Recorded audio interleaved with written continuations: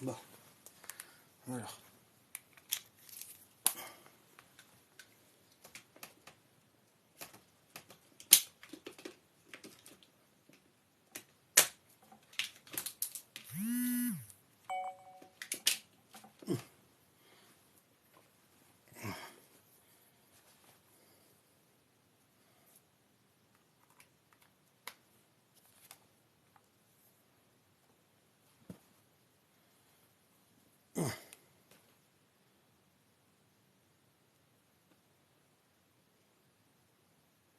ماذا يريد منا رسول الله في هذه الظهيرة؟ لا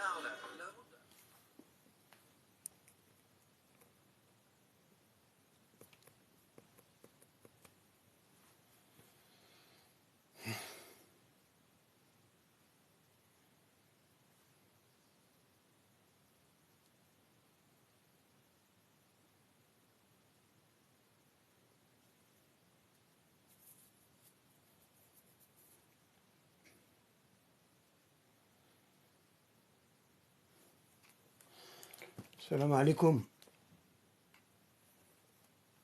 Alors, est-ce qu'il y a du son? Salam alaikum. Ouais.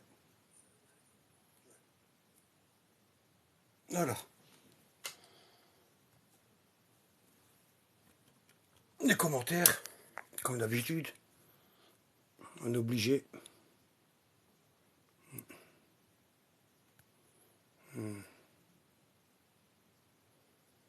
Voilà. Paramètres d'administration, paramètres des commentaires. Hop, sourdine. Voilà. Bon. Je vais voir ceux qui ont posé la question. Les deux questions, là. Est-ce qu'ils sont là?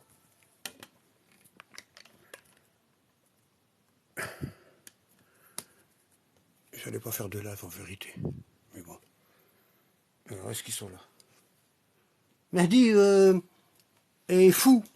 Déclarez-vous si vous êtes là.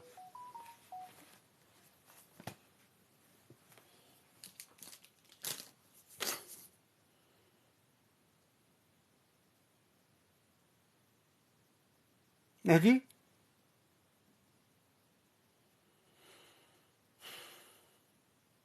Ah oui, je vois pas. Forcément. Ah ouais, c'est embêtant. Bon, ouais. Mon Dieu, la technique. Attends, je mets les commentaires. Paramètres d'administration. Paramètres, commentaires. Autoriser. Comment je vais faire là?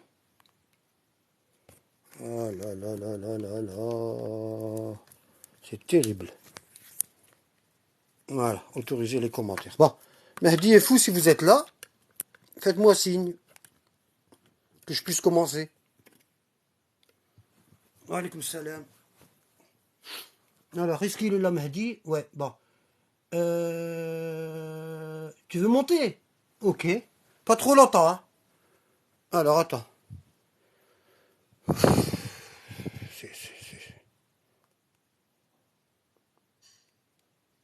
Et fou, est-ce qu'il est là? Fou, je sais pas son nom de famille, son prénom, fou. السلام عليكم على اتبع الهدى ودين الحق. Bon, alors, je réponds à ta question en deuxième. Wa alaykoum salam, wa barakatuh. Ça? Pas de souci, frère. Et ensuite, très bonne question, la tienne. Les deux, elles sont bonnes, hein, les deux. Bon, je réponds d'abord à la question de fou, et ensuite je réponds à la tienne. Ça? Bon, ok, je descends et Ouais, fais-moi ouais, descendre ouais. et Vas-y, continue descends. sur le lit, y a pas de Ouais, souci. descends. Rabbi hafzik. Allez.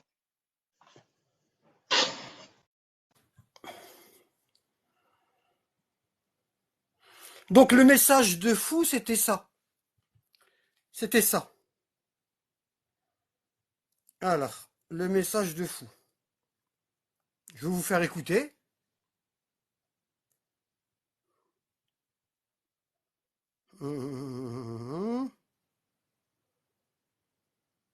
Alors. Moi, je veux bien que tu fasses le live, mais j'ai pas TikTok. Donc, j'attendrai qu'il soit mis sur YouTube pour le voir. Et je le regarderai attentivement.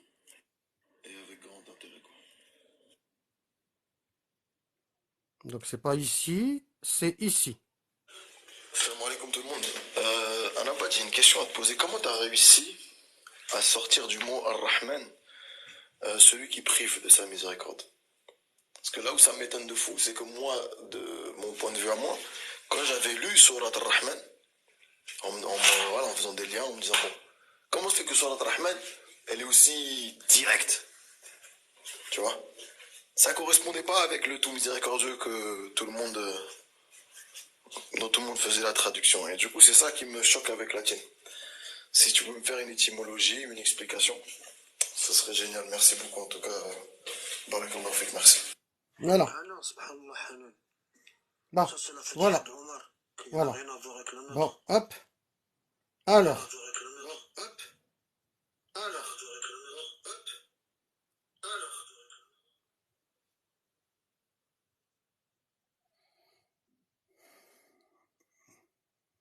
Donc là, vous m'entendez? Ok. Bon. Donc je vais répondre à... Ouais, je vais enlever les commentaires déjà. Désactiver les commentaires.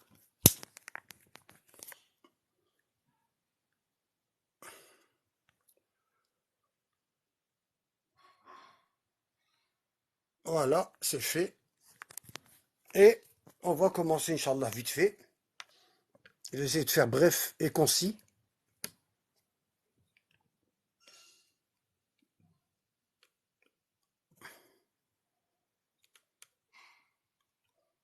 Alors, vous avez compris la question du frère? Bon, la question du frère, c'est ça. Il me demande comment j'ai fait. Vous savez, dans le Coran,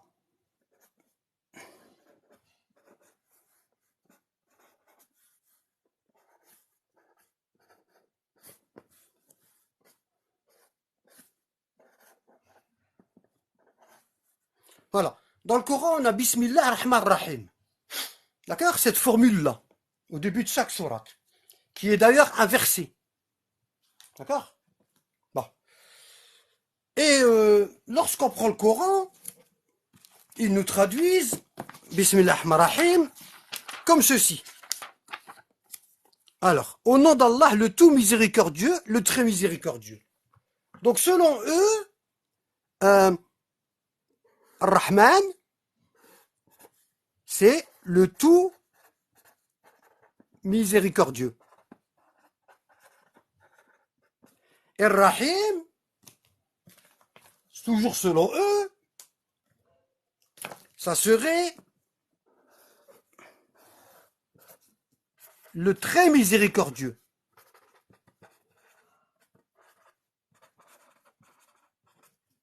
Voilà.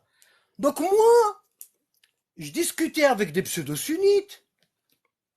Avant, quand j'étais pseudo-sunnite, je leur disais comment vous faites la différence entre le très et le tout.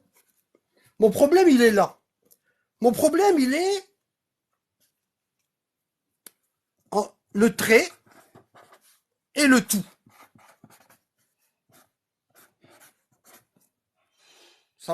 Qu'est-ce que ça signifie?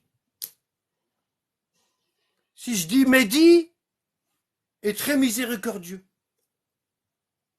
et ensuite je dis Mehdi est tout miséricordieux, comment on fait la différence?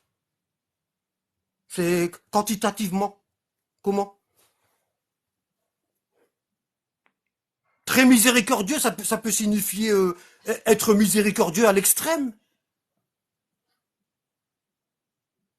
Tout miséricordieux, ça peut signifier être miséricordieux sans faire d'excès. Ça, c'est... Comment j'en suis arrivé à me poser ces questions-là? Parce que ici, nous avons ça. Alors, nous avons ça, ici. Alors.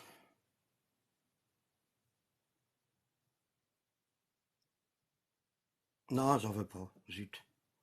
Toujours des mises à jour. Truc de malade. Alors. L'asma.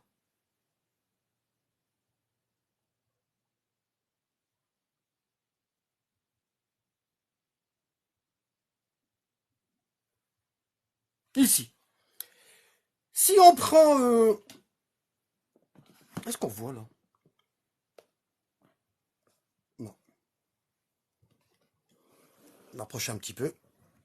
Voilà. Peut-être qu'on va voir là. Bon. Comme ça, peut-être. Bon. Voilà. Ici, ça va aller. Bon. Si on prend le Coran, on a ce verset là.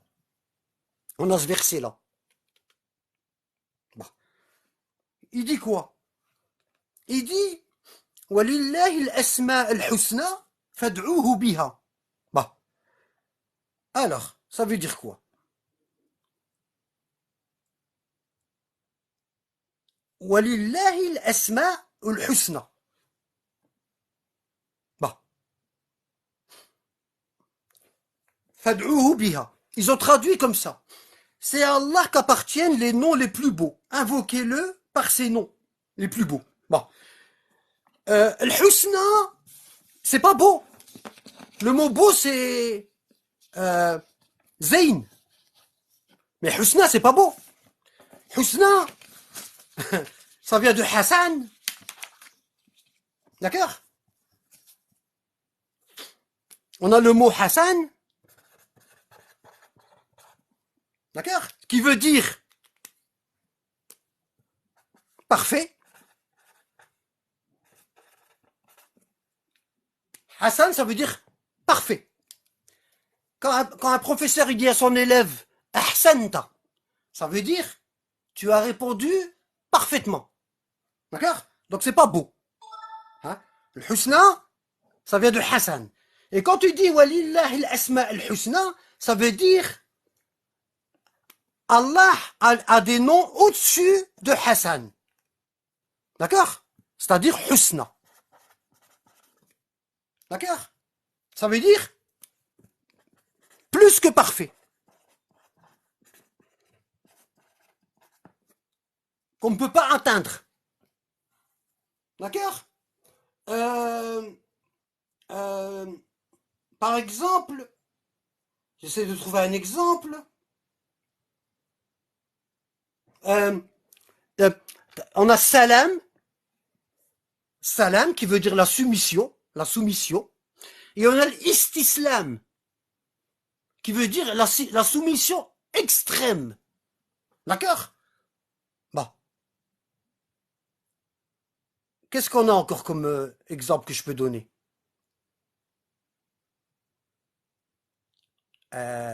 Bref. Donc, on a ta'a, par exemple, l'obéissance. On a ta'a, l'obéissance, et on a at-tatawwu'. At-tatawwu'. Ça veut dire au-dessus de l'obéissance. Par exemple, si une personne, elle va faire son pèlerinage à la Mecque, puis elle me dit, je lui dis, tu vas où? Elle me dit, je vais faire le pèlerinage à la Mecque. Je lui dis, ta'a ou tatawwu'. Ta'a, c'est un pèlerinage de ta'a ou tatawwu'. La personne, elle va comprendre. Si elle a la langue arabe, elle va comprendre que je suis en train de lui dire, est-ce que c'est ton premier pèlerinage ou c'est un pèlerinage en plus? Pourquoi? Parce que le premier pèlerinage, il est obligatoire pour celui qui en a les moyens. On appelle ça ta'a, l'obéissance. Hein? Et tatawwu', c'est plus que l'obéissance. Ça veut dire, Allah, il m'a demandé un pèlerinage, mais moi, je vais en faire un autre, puis un troisième. D'accord? Donc, on appelle ça le hajj tatawwu'. Le pèlerinage plus que l'obéissance, en plus. D'accord? Donc tous les mots qui sont comme ça, Hassan, Husna, ça veut dire Husna en plus de parfait. D'accord? Bon. Donc ici, pourquoi j'ai ramené le verset là? Parce que on nous dit ici que Rahman, c'est le tout miséricordieux, et Rahim, c'est le miséricordieux. Bon. Le très miséricordieux. Très et tout. Bon. Allah, il dit, à Allah appartient les noms les plus parfaits.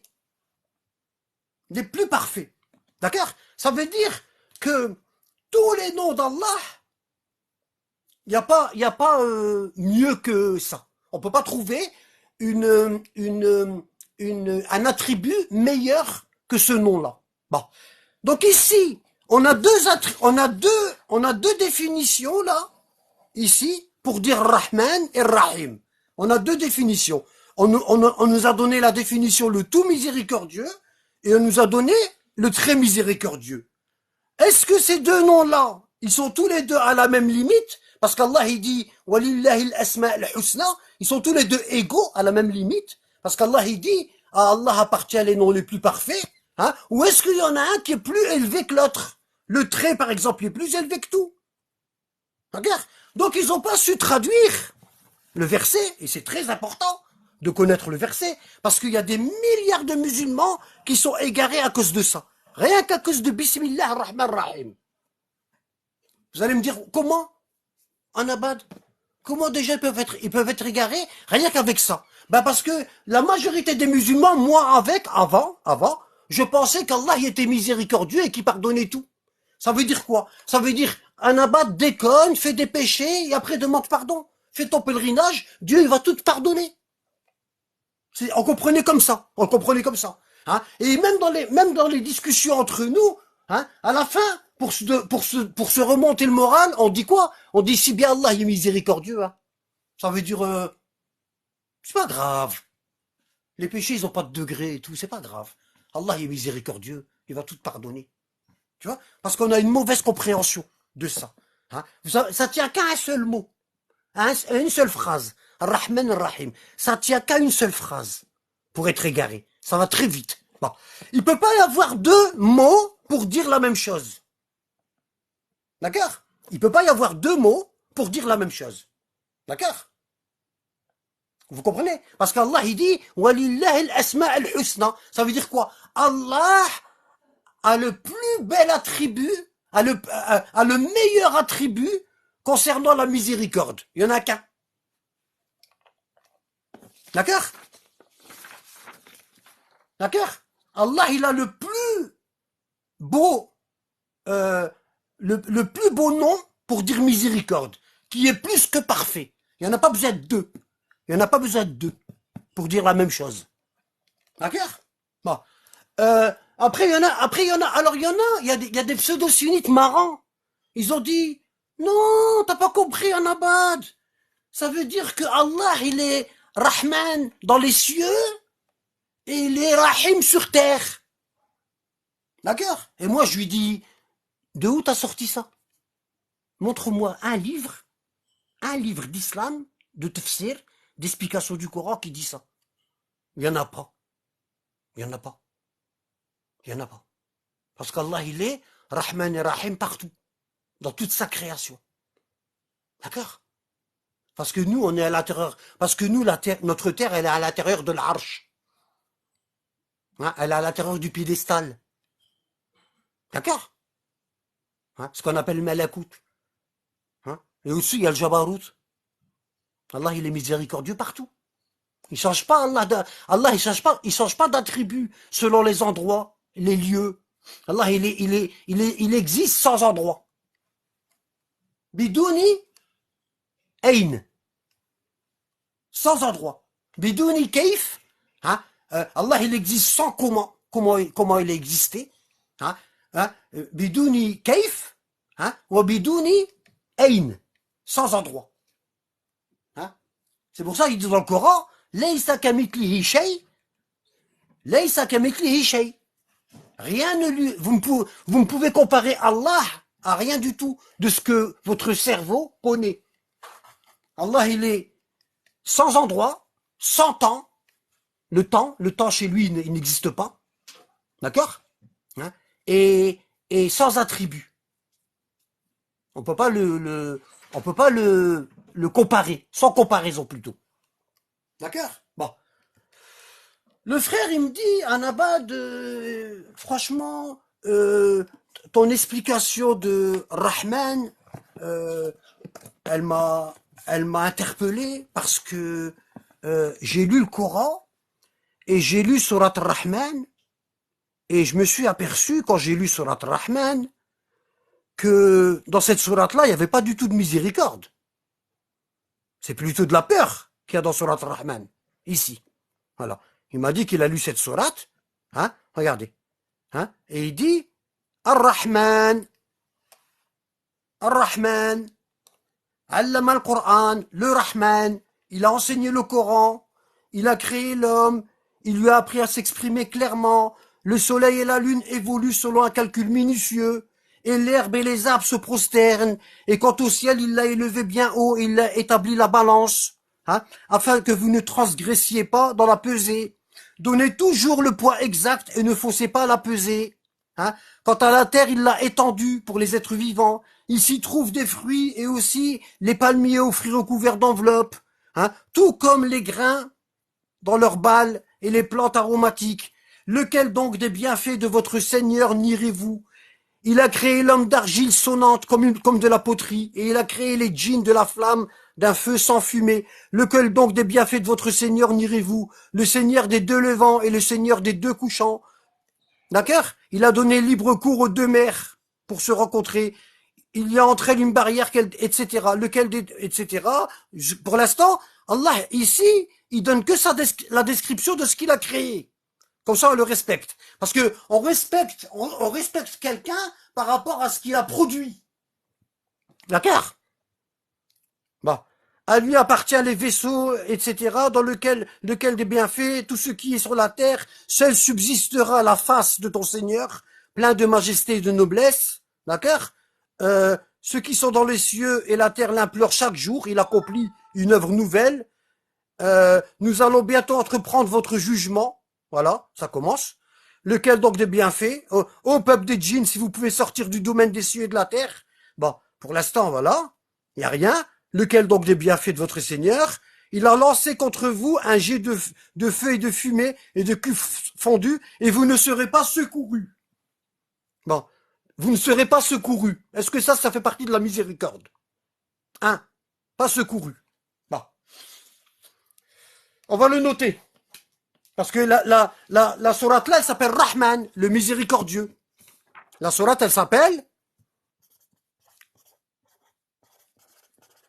Rahman, le miséricordieux. Tiens. Et pour l'instant, on a, premièrement, pas secouru.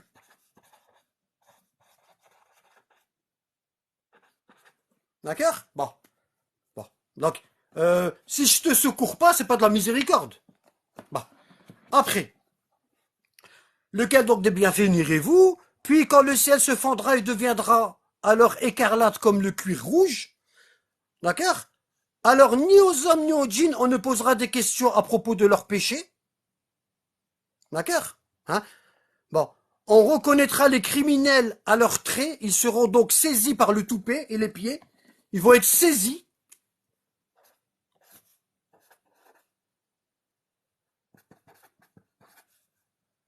D'accord? Par les pieds. Et le toupet, c'est-à-dire le front. Bon. Lesquels donc des bienfaits? Voilà l'enfer que les criminels traitaient de mensonge. Ensuite, ils parlent d'enfer. Alors que la sourate, elle s'appelle, n'oubliez pas, le miséricordieux. Ils feront le va-et-vient entre l'enfer et l'eau bouillante, extrêmement chaude. Ensuite, il nous dit l'eau bouillante.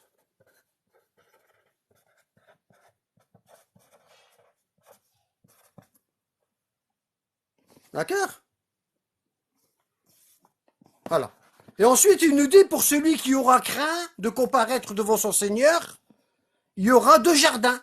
Lequel donc des bienfaits, hein, aux branches touffues. Bon, là, il nous dit ce qu'ils ont craint. Ils ont obéi à Dieu.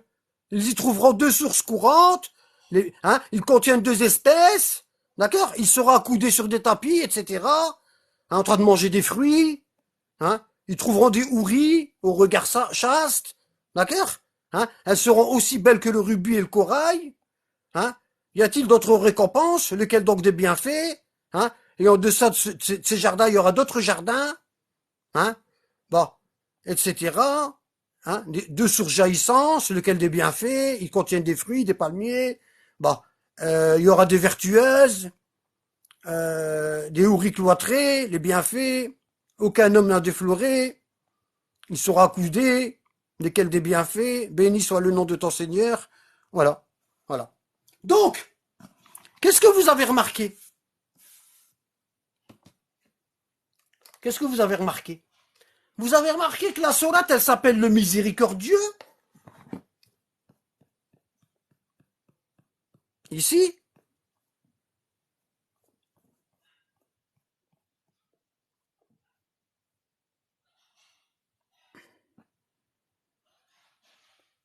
Voilà. Vous voyez? La sourate, elle s'appelle le miséricordieux, sourate Rahman. Et puis elle commence par des menaces.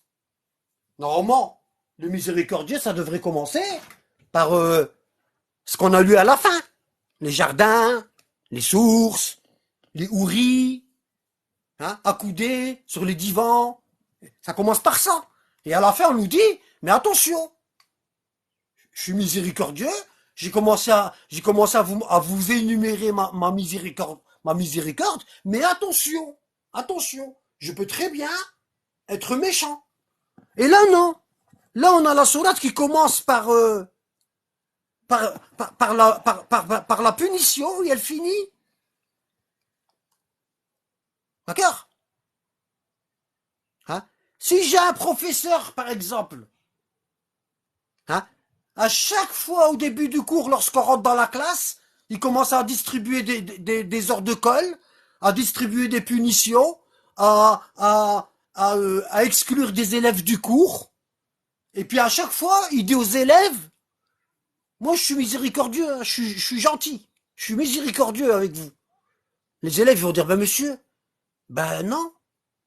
À chaque fois qu'on rentre dans le cours, vous commencez par la colère. Nous, on voit pas de miséricorde. Si vous voulez qu'on dise que vous êtes miséricordieux, gentil, il faudrait commencer au début du cours par la plus élémentaire des politesses, c'est-à-dire de nous dire bonjour et de nous faire des éloges, hein, comme ça nous motive pour travailler. Voilà. Donc, il faut savoir que dans le Coran que nous avons actuellement, il y a 314 sourates. Et là, on est en train de parler d'une sourate qui s'appelle le miséricordieux et où Allah il commence par dire que vous ne serez pas secourus, vous allez être saisis par les pieds, on va vous mettre en enfer, vous allez boire de l'eau bouillante. Hein, et le gars, le frère fou, je sais pas pourquoi il a pris le pseudo là, il a dit c'est vrai, Anabad, ton explication de Rahman, telle que tu l'as expliqué, ça passe mieux, parce que moi, quand je lisais la sourate Rahman dans le temps, j'avais l'impression que cette sourate, elle était dure. Elle était dure. D'accord? Je ressentais pas la miséricorde dans cette sourate. D'accord? Bon. Qu'est-ce que j'ai donné comme explication? Ici.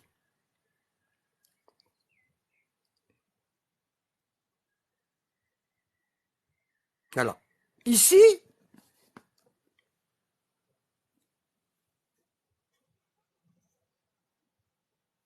non, ici c'est pas lui, c'est pas ça. Zut.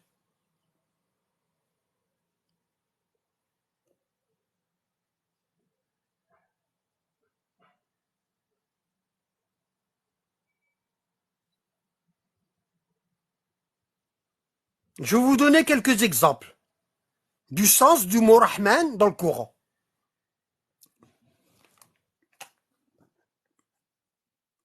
Comment on fait ici?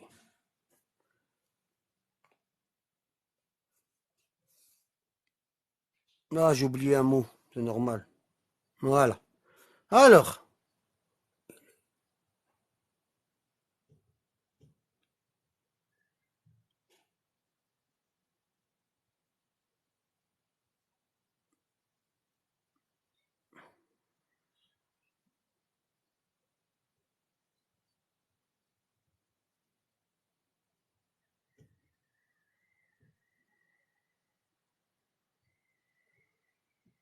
voilà, ici. Bon. Par exemple, ici, vous voyez un verset où il y a Rahman, ici. hein, ici, Allah il parle au prophète, Mohammed alayhi salam, et il lui dit, ainsi nous t'avons envoyé dans une communauté que d'autres communautés ont précédé, pour que tu leur récites ce que nous t'avons révélé, ce Coran. Cependant, ils ne croient pas au tout miséricordieux, Rahman, ici. Voilà. Hein? Yakfuruna bil Rahman. Hein? Ils mécroient au miséricordieux, Rahman. Et vous voyez, c'est pas le mot Rahim. Ici, il y a que le mot Rahman, il n'y a pas le mot Rahim. Il dit pas, il ne croit pas au Rahman Rahim. D'accord? Il dit, il ne croit pas au Rahman. D'accord? Bon. D'accord? Bon. Il ne croit pas au tout miséricordieux. Dit, c'est lui mon Seigneur, pas d'autre divinité à part lui. En lui, je place ma confiance et à lui, je me repens. Au Rahman. S'il y avait un Coran s'il y avait un Coran à mettre les montagnes en marche, à fendre la terre ou à faire parler les morts, ce serait celui-ci. C'est plutôt à Allah le commandement en tout entier. Les croyants ne savent pas que si Allah voulait, il aurait dirigé tous les hommes vers le droit chemin. Cependant, ceux qui ne croient pas ne manqueront pas, pour prix de ce qu'ils font, d'être frappés d'un cataclysme. Voilà. Vous voyez?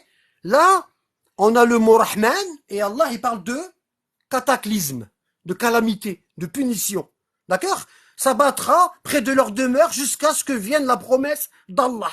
C'est-à-dire, le Rahman va faire descendre sur eux un cataclysme. Ça, c'est la première chose. Bon. Deuxième chose. On avait le verset 31.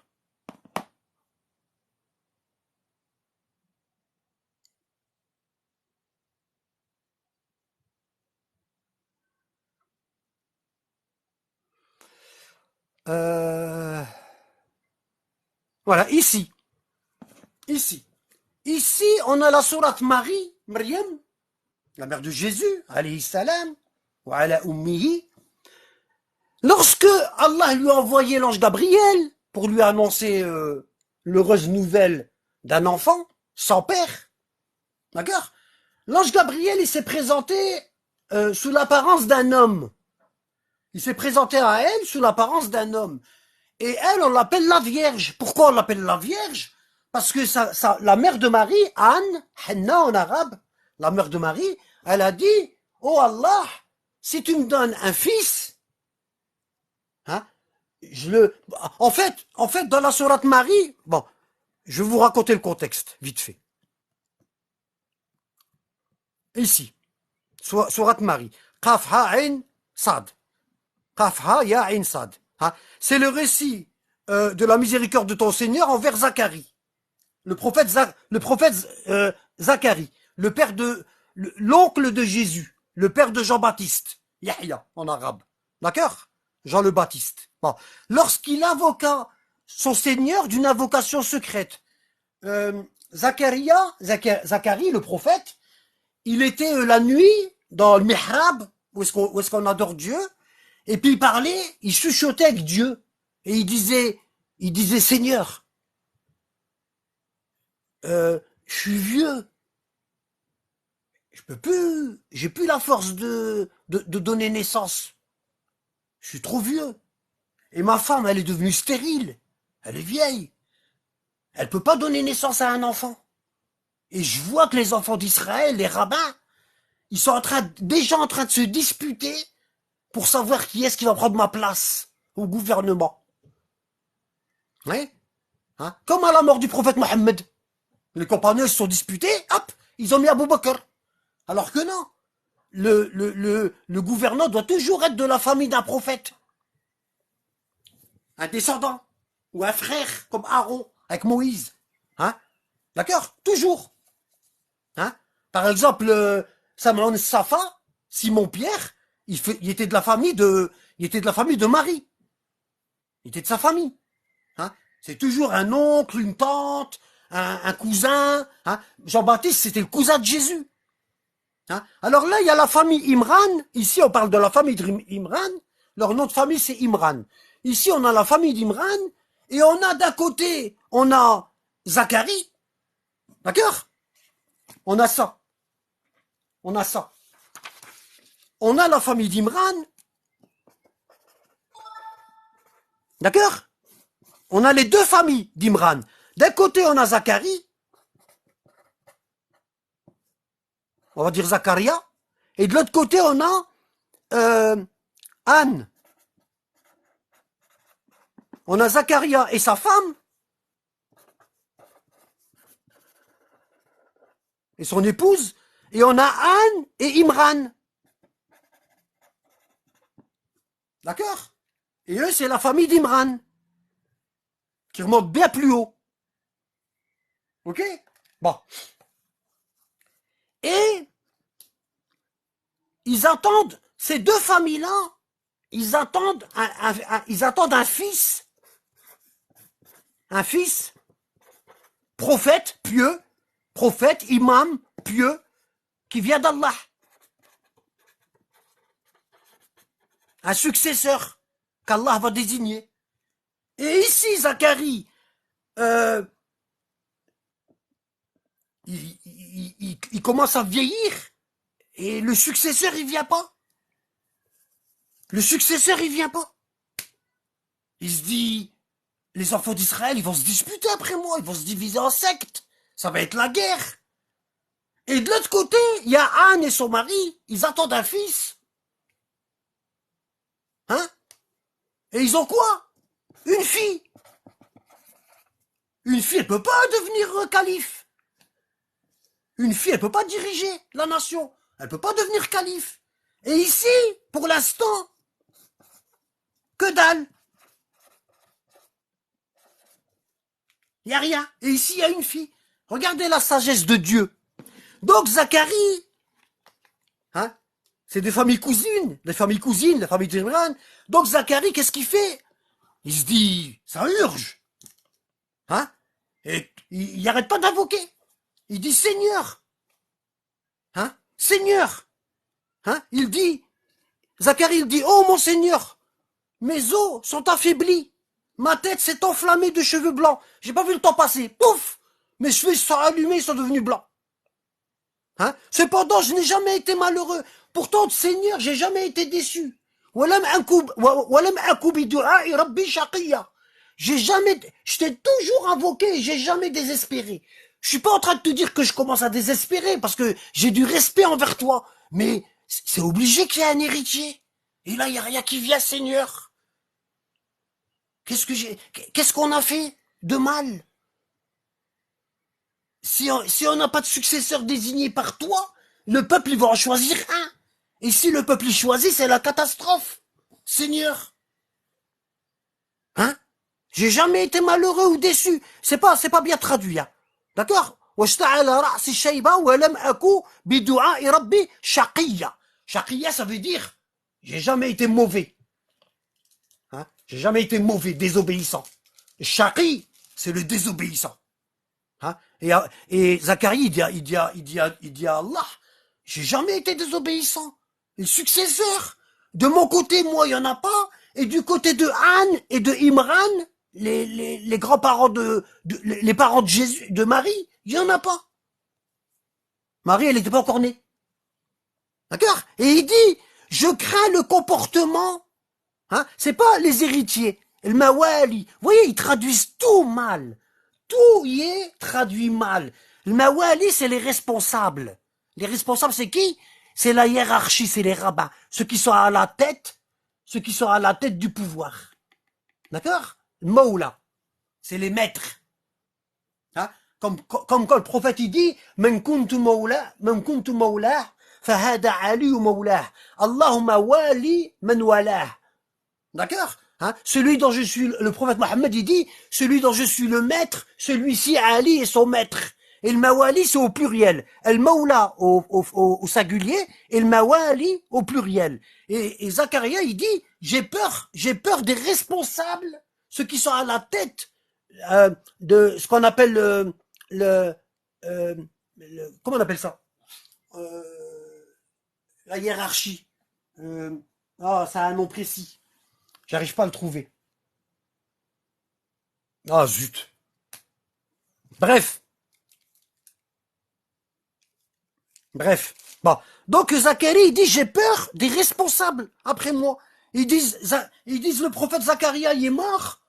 Y a pas de, Dieu n'a pas désigné d'héritier. On va se réunir et on va en choisir un. Et là, c'est la catastrophe. C'est comme ce qui s'est passé à la mort du prophète. Ils ont dit le prophète n'a pas désigné, alors qu'il y avait désigné. Ils se sont réunis et ils ont désigné Abu Bakr. Hein, il s'est pas passé 20 ans sans que les musulmans s'entretuent entre eux. On a appelé ça la grande fitna, la grande discorde. Et on se retrouve avec plus de 500 explications du Coran. Ils en ont recensé 300, mais il y en a beaucoup plus que ça. D'accord? Pourquoi? Parce que c'est Allah qui désigne les successeurs. D'accord? Et là, comme les sunnites, comme le Coran là, il a été traduit par les sunnites, regardez, l'Arabie Saoudite, ici, voilà, le Medina al-Munawwara, complexe du roi Fahd d'Arabie Saoudite. Vous voyez? Comme ça a été traduit par les Saoudiens, des pseudo-sunnites, eux ils se disent, si on met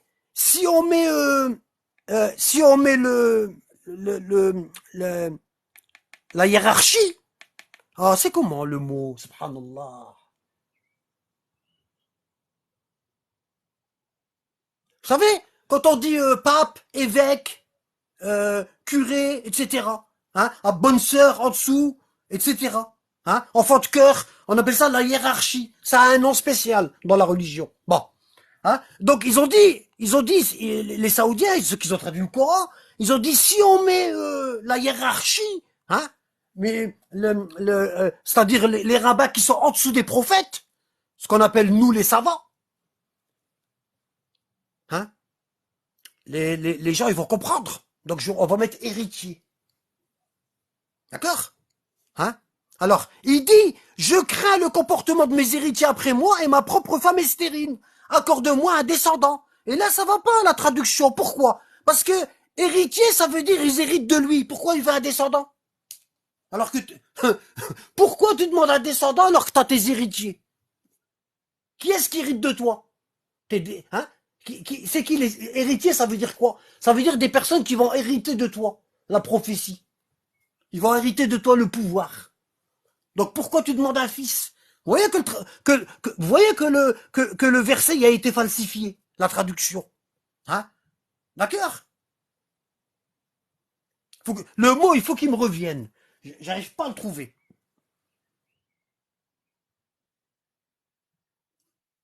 Ça m'énerve. Donc, qu'est-ce qu'il dit Zacharie? Il dit, j'ai peur qu'il y ait de la bagarre après ma mort. J'ai peur qu'il y ait de la bagarre après ma mort et que les sachants, ceux qui savent, c'est-à-dire les savants, les rabbins, d'accord? Alors, rabbin, le mot rabbin, ça vient de Rabbi. Rabbi, ça veut dire éduquer. Rabbi, ça veut dire éduquer. En hébreu, ils disent Rabbi. Rabbi. D'accord? Et le mot Rabbi, ça vient de Rabb. Quand on dit Alhamdulillahi Rabbil Alamin, gloire à Allah, le créateur de tout, celui qui a éduqué l'humanité. D'accord? Oui. Le clergé. Barakallahu fik. Barakallahu fik, Azounoun. Voilà. Le clergé. Voilà. C'est pour ça qu'on nous dit dans l'islam, il n'y a pas de clergé. Vous voyez? Donc j'ai peur que le clergé, toute la pyramide qui est en dessous de moi, de responsabilité, j'ai peur qu'ils se disputent. Ils vont se réunir en concile, comme il faut au Vatican. Quand le pape meurt, ils se réunissent, puis ils restent longtemps. S'il y a la fumée noire, ça veut dire c'est pas encore. S'il y a la fumée blanche qui sort de la cheminée, ça veut dire on a élu un pape. Vous voyez?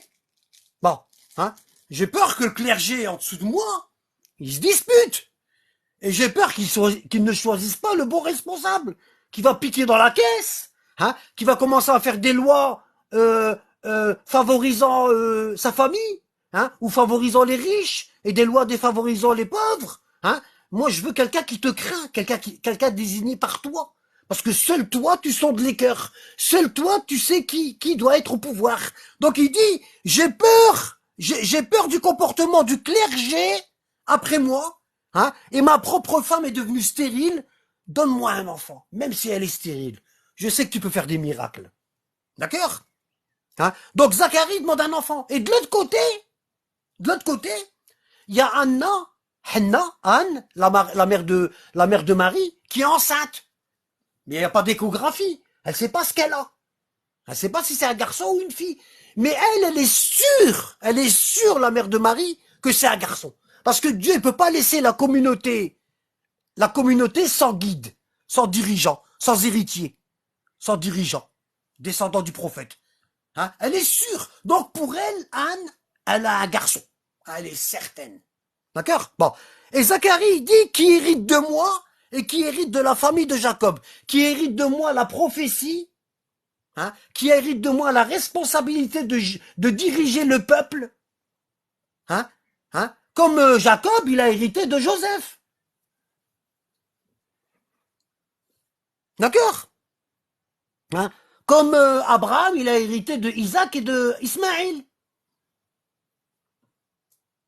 Et là, non, il n'y a pas de bébé de ce côté-là.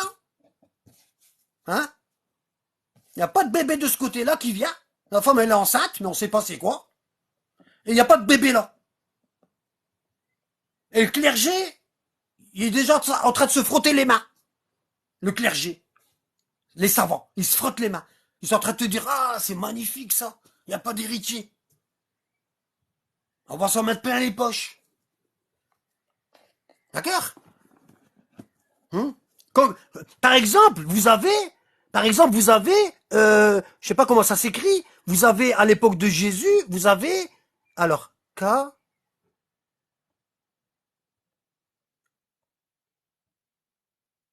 comment ça s'écrit? Attendez, hein. Comment ça s'écrit?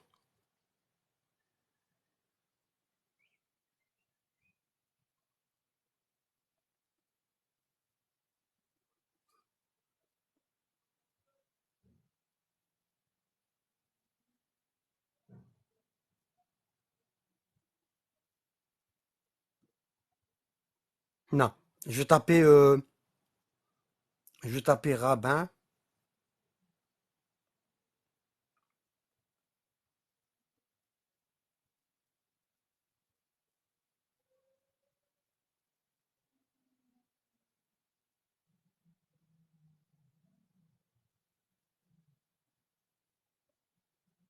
Ah là là. Alors, euh, je vais taper Sanhédrin.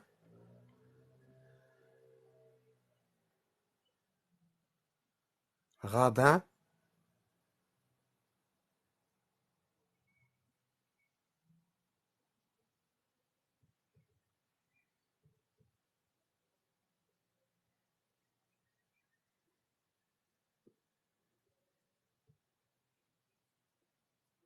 C'est incroyable, hein. Subhanallah.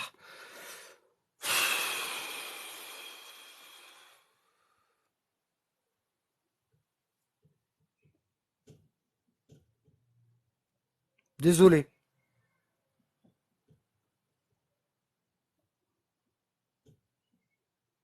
Je vais taper Jésus. Ils disent les noms propres, ils n'ont pas d'orthographe. Ah, Caïphe. Voilà, ici. Voilà, ça s'écrit comme ça. Voilà. Caïphe, regardez. Caïphe, ici, nous avons grand prêtre du temple de Jérusalem. C'est celui qui voulait livrer, c'est le rabbin qui voulait livrer Jésus aux Romains pour le tuer. Parce qu'il dit, oui, il est en train de dire que c'est Dieu, parce que Jésus, il était venu pour prendre la place de Caïphe, qui n'est pas un descendant, qui n'est pas un héritier. Hein? C'est, comment il dit? Clergé, ouais, faut que je l'écrive. Il fait partie du clergé. D'accord? Caïphe. D'accord? Alors, si vous tapez Caïphe, vous avez, voilà, sa vie, et le grand prêtre du temple de Jérusalem. Il est nommé en 18 préfet. Il était le gendre de Hanan ben Seth, qui occupa la fonction de grand prêtre. D'accord? Bon. Bien que peu d'éléments de sa vie soient connus, les historiens supposent qu'il entretenait de bonnes relations avec le pouvoir romain. En particulier Ponce Pilate, le gouverneur d'Israël à l'époque. Voilà. Compte tenu du fait qu'il occupa la fonction de grand prêtre pendant près de 20 ans. Avant Caïphe, Valerius Gratus avait en effet successivement révoqué et nommé 4 grands prêtres qui restèrent en service à peine 1 an. Vous voyez, ils sont même nommés par les Romains qui sont des païens. Vous voyez, voilà. Et lorsque Jésus y est venu, ben Caïphe, il était contre Jésus. Hein, dans le Nouveau Testament, procès de Jésus. Regardez, c'est Caïphe qui a fait le procès de Jésus dans le temple. Vous voyez, et le prophète Zacharie, c'est ce qu'il est en train de dire. Il est en train de dire ici, j'ai peur que les grands prêtres, les grands rabbins, ils prennent le pouvoir. Parce que eux, ils sont avec le romain. Ils sont avec le pouvoir romain. Hein, comme par exemple ici, ils veulent faire un islam de France, bah, les grands prêtres, ils avaient une religion romaine, un judaïsme romain. Voilà. De complaisance, de connivence. D'accord? Donc, Zacharie demande un vrai héritier. D'accord? Allah, il dit, donc Allah, il lui répond. Il dit, oh Zacharie, nous t'annonçons la bonne nouvelle d'un fils. Son nom sera Yahya, Jean le Baptiste. Donc Zacharie, ici, au moment où la femme de Zacharie, qui était stérile, elle était enceinte de Jean, le Baptiste, la femme de Imran, Anne, elle était enceinte de Marie. Voilà. Vous voyez? Voilà. Donc, il y a un cours, Jésus et Jean le Baptiste, ils étaient cousins. Et entre Jean-Baptiste et Jésus, il n'y a pas beaucoup. Il y a quelques années. C'est pour ça que c'est Jean le Baptiste qui a baptisé Jésus dans le Jourdain. Ce qu'on appelle, nous, la grande ablution. D'accord? Hein? Et ensuite, quand Jésus il est venu au monde, Jean le Baptiste, il lui a laissé la place. Comme Aaron avec Moïse. D'accord? Bon. Nous, on parlait de Rahman. Mais je suis obligé de raconter un petit peu l'histoire pour que les gens ils savent de quoi on parle. Bon. Donc, ici, et Zacharie dit, oh mon Seigneur, comment aurais-je un fils alors que ma femme elle est stérile et que je suis très avancé en vieillesse? Et Dieu lui dit, ainsi sera-t-il. Ton Seigneur a dit, ceci est facile pour moi. Et avant cela, je t'ai créé alors que tu n'étais rien. D'accord? Ensuite, il dit, oh mon Seigneur, donne-moi un signe. Ben, Dieu lui dit, ton signe, ce sera que tu seras muet. Tu pourras plus parler, tu vas perdre la parole. Pendant 3 nuits, tu pourras plus parler. Hein? Alors tu seras muet, tu pourras plus parler aux gens. Hein? Mais sans maladie. Hein? D'accord? Donc quand l'ange Gabriel y a parlé à Zacharie, il lui a dit tu vas avoir un fils, il va s'appeler Jean le Baptiste. Zacharie il est sorti du temple, hein, vers son peuple, et il leur a fait un signe de la main, comme ça, c'est-à-dire prier beaucoup. Je vais avoir un héritier, prier. À mon avis, il devait être dégoûté. Le clergé, il devait être dégoûté. Ils ont dit, oh, sa femme elle est stérile, il est vieux, il peut pas avoir d'enfant, et paf, on était content, on allait avoir le pouvoir. Hein? Comme le prophète Mohammed à l'époque de sa mort, avec Ali et les compagnons, le clergé. D'accord? Bon. Et donc il leur a fait signe, parce que Dieu lui a dit, le signe, quand tu verras que tu vas devenir muet pendant 3 jours, ça veut dire que ta femme elle va être enceinte. Donc il est sorti vers son peuple et il leur a fait signe de prier parce qu'il pouvait pas parler. Ok? Bon. Ensuite, bon, ça c'est la naissance. Ce qu'on appelle l'onction. Hein? Allah est en train de dire à Jean-Baptiste que tu vas remplacer ton père. à la tête de l'État. C'est toi qui vas avoir le pouvoir d'interpréter les évangiles et la Torah au peuple. D'accord? Bon.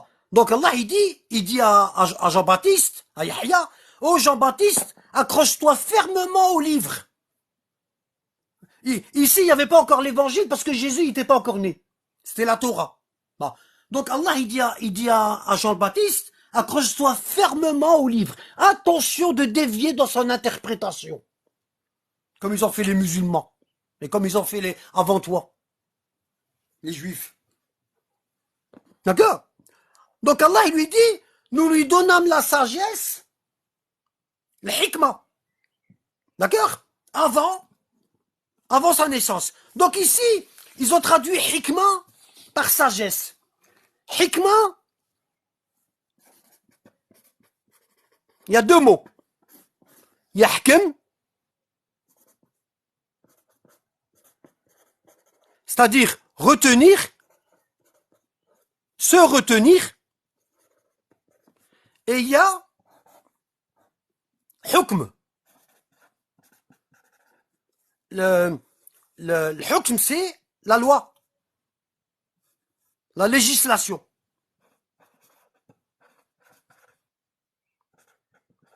Donc quand on dit qu'une personne elle a la hikmah, ça veut dire elle connaît la législation, d'accord? Il connaît le livre par cœur, d'accord? Il connaît son interprétation, il connaît les lois, et il sait se retenir pour ne pas enfreindre les lois. Le mot hikmah, c'est ça. C'est connaître les lois et se retenir pour ne pas les enfreindre. Parce qu'on peut connaître la loi et puis tricher, être hypocrite. D'accord? Par exemple, le fils du voisin, je le juge sévèrement, et mon fils qui fait la même peine, qui fait le même péché, je le cache. Parce que c'est mon fils. D'accord? Hein? On peut. Donc la hikmah, c'est le fait de connaître la loi et de se retenir, de bien la tenir. De bien tenir la loi pour ne pas qu'on dévie. D'accord? C'est pour ça Allah, il dit, oh Yahya, oh Jean-Baptiste, tiens fermement le livre. Khud al-kitab bi quwwa. Prends le livre avec force. Ne te détache pas de son interprétation. Ne t'éloigne pas de son interprétation. Attention. D'accord? Hein? Nous lui donnâmes la sagesse lorsqu'il était enfant. Hein? Et ainsi que la tendresse de notre père et la pureté. Et il était pieux. D'accord? Et dévoué envers ses pères et mères. Et il ne fut ni violent ni désobéissant. Que la paix soit sur lui, sur Jean-Baptiste, le jour où il mourra et le jour où il sera ressuscité. Et lui il a enterré dans la mosquée de Damas, la mosquée des Omeyyades. Avant, c'était une église et le corps de Jean-Baptiste, il est enterré à l'intérieur. D'accord? Dans la mosquée des Omeyyades. Je vais vous montrer un petit dessin. Jean-Baptiste, mosquée des Omeyyades. Jean-Baptiste,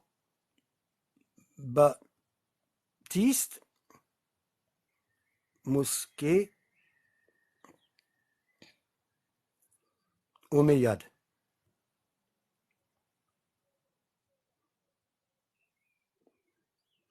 Voilà. Donc, on va mettre des images.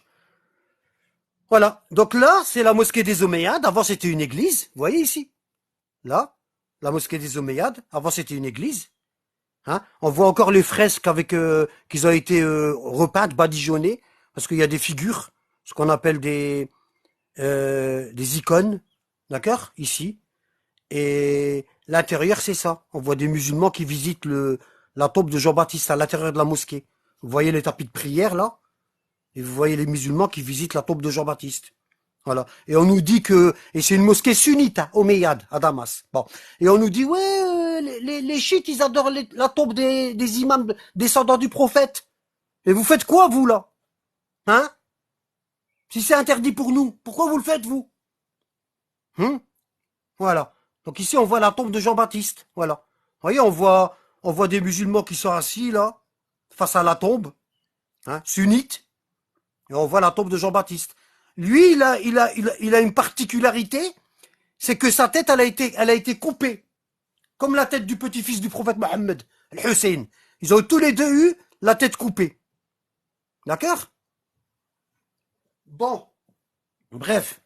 Donc Allah, il fait l'éloge de Jean-Baptiste. Et ensuite, on a, et mentionne dans le livre Marie, l'autre famille. Voilà. Ça, c'est la première famille. Ils ont eu Jean-Baptiste. Et l'autre famille.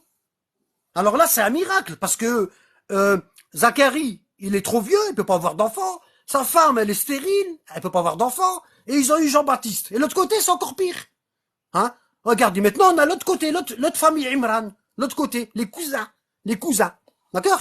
Et il dit, mentionne dans le livre Marie, quand elle se retira de sa famille en un lieu vers l'Orient. Elle se retirait. Donc, Anne, elle a eu Marie.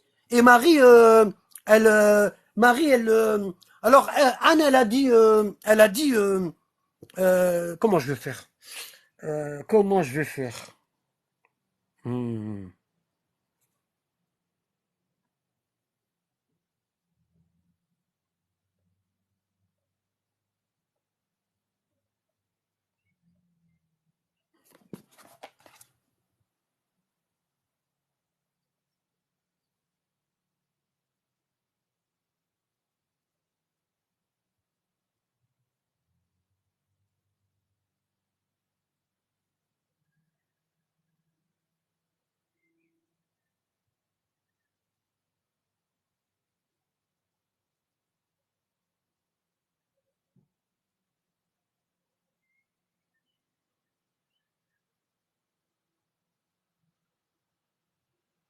Alors, euh,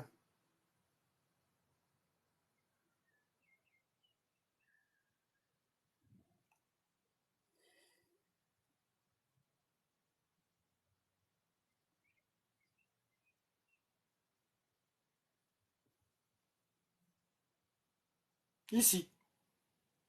Bon, ici, c'est dans la famille. J'étais obligé de changer de sourate parce que c'est la famille d'Imran. Sourate Imran, ici. Vous voyez? C'est la famille. Bon. Et il dit, euh, euh, regardez, hein, regardez. Ici, donc, il dit, et rappelle-toi, quand la femme d'Imran, c'est-à-dire Anne, la mère de Marie, dit, Seigneur, j'ai voué tout, en toute exclusivité ce qui est dans mon ventre. Je vais avoir un garçon et il sera l'héritier de nos familles. Hein? Donc soit l'héritier est là, soit là. Soit là, soit là. D'accord? Jean le Baptiste, il est né à la même époque que Marie. Et Marie, elle a eu Jésus. Jésus, il était beaucoup plus petit que Jean le Baptiste. Et Jean, c'était le cousin de Marie. Donc Jésus, c'était son neveu. Bon. Et là, donc, elle dit, Anne, la mère de Marie, elle dit, Seigneur, ce que j'ai dans mon ventre, le garçon, qui va être calife, après la mort de Zacharia, d'accord, il va être calife, d'accord, accepte-le donc, comme responsable, après la mort de son oncle, Zacharie, d'accord, c'est toi l'audient, l'omniscient. Puis lorsqu'elle lui a accouché, elle dit, Seigneur, hein, j'ai accouché une fille, ma promesse, j'étais sûr d'avoir un garçon, une fille elle peut pas gouverner. Une fille, elle peut pas gouverner, elle peut pas être imam ou prophète. Qu'est-ce qui se passe là? Hein? Hein? Or, Allah savait mieux ce dont elle avait accouché. Il n'y avait pas d'échographie, il n'y a qu'Allah qui sait à l'époque. Et elle dit, le garçon n'est pas comme la fille. Le garçon, il peut pas diriger le peuple, le clergé. Ça craint, le clergé, ils vont voir une fille, ils vont dire non, une fille, elle dirige pas. On va choisir entre nous, hein, un rabbin, il va diriger. Hein? Elle dit, je l'ai nommée Marie, Myriam. Hein? Et je la place ainsi que sa descendance sous ta protection contre le diable banni. D'accord? Bon, ça, je l'explique pas. Ça rentre pas dans le sujet. Son Seigneur l'agréa alors du bon agrément et la fit croître en belle croissance et il confia la garde à Zacharie. Pourquoi? Parce que Imran, le mari d'Anne, le grand-père de Jésus, il était mort. Il était mort, donc automatiquement Marie, elle a été élevée par son oncle. D'accord? Et comme Anne, elle l'a elle a donné ce qu'il y avait dans son ventre au Seigneur. Écoutez bien, comme Anne, elle a donné ce qu'elle a dans son ventre au Seigneur, ben Marie, dès qu'elle est née, Zacharie il est venu la prendre. Parce que les familles des prophètes, quand ils font une promesse, ils sont obligés de la tenir. Donc dès la naissance de Marie, Zacharie l'a pris. Sa mère, elle l'a allaité le temps qu'il fallait, et Zacharie il est venu la prendre. Et il l'a enfermée dans le temple de Jérusalem. C'est pour ça qu'on l'appelle la Vierge. Aucun homme n'avait le droit de la voir. Alors qu'est-ce qui se passait? Elle était enfermée, elle avait une chambre dans le temple de Jérusalem, et la nuit, Zacharie venait lui ouvrir la porte, elle sortait, elle nettoyait le temple, hein, et la matinée, avant que les gens ils viennent prier, il la refaisait rentrer dans sa chambre, ce qu'on appelle, comme les sœurs ils font maintenant, ils font vœu de silence, ils sont enfermés dans des cloîtres, hein, elle était cloîtrée, voilà, comme ils font maintenant les bonnes sœurs, voilà, et le matin venu, il la remettait dans le cloître, et il l'enfermait. Comme ça, les hommes, ils la voient pas. C'est pour ça qu'on l'appelle la Vierge. Vierge de rapport sexuel et vierge de vision. Personne ne la voyait. D'accord? Donc, quand elle était petite, elle a bien grandi, Dieu il nous dit, et Zacharie en a eu la garde. Hein? Et il dit,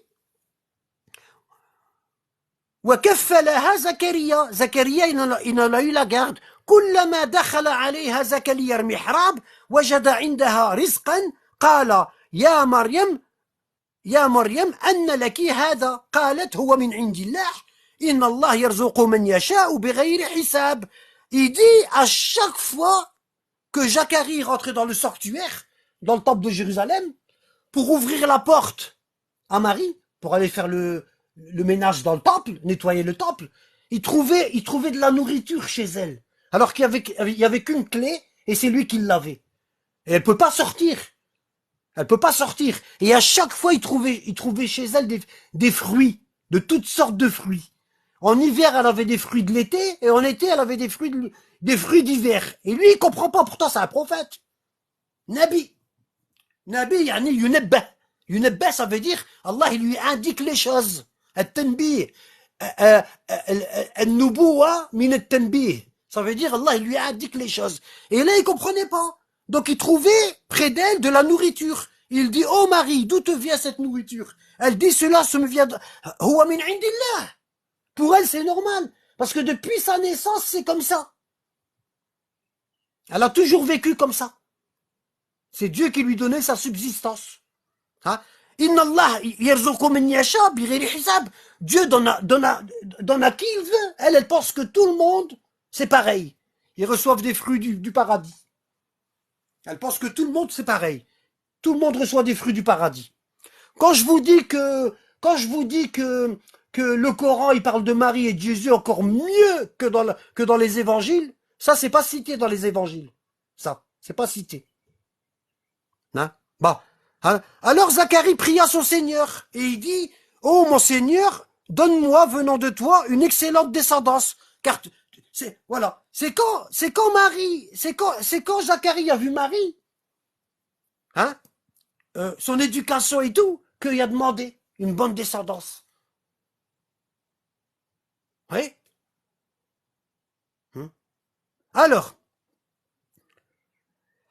Alors les anges l'appelèrent, ils ont appelé Zacharie, quand il était debout dans le sanctuaire en train de prier, dans le temple, et il dit, voilà qu'Allah t'annonce la naissance de Yahya, Jean, le Baptiste.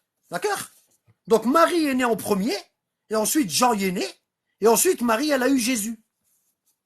Dans l'ordre chronologique. D'accord?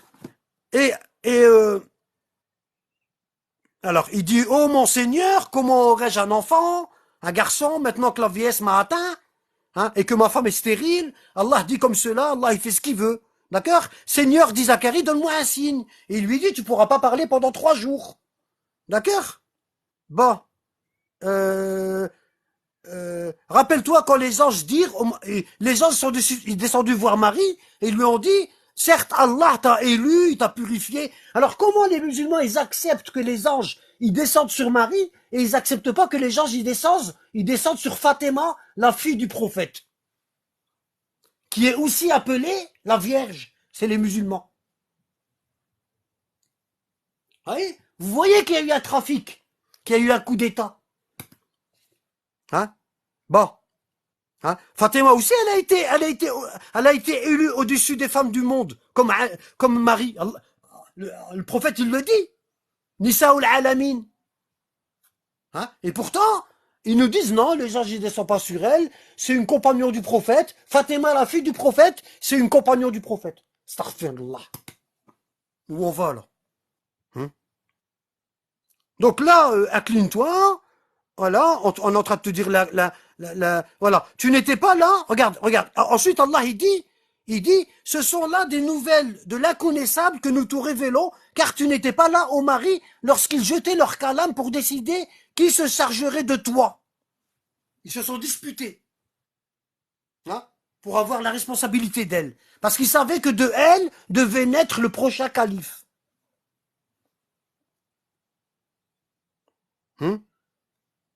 Alors, on revient à la sourate Marie, ici, parce qu'il ne faut pas oublier que j'étais en train de vous expliquer Rahman, miséricordieux.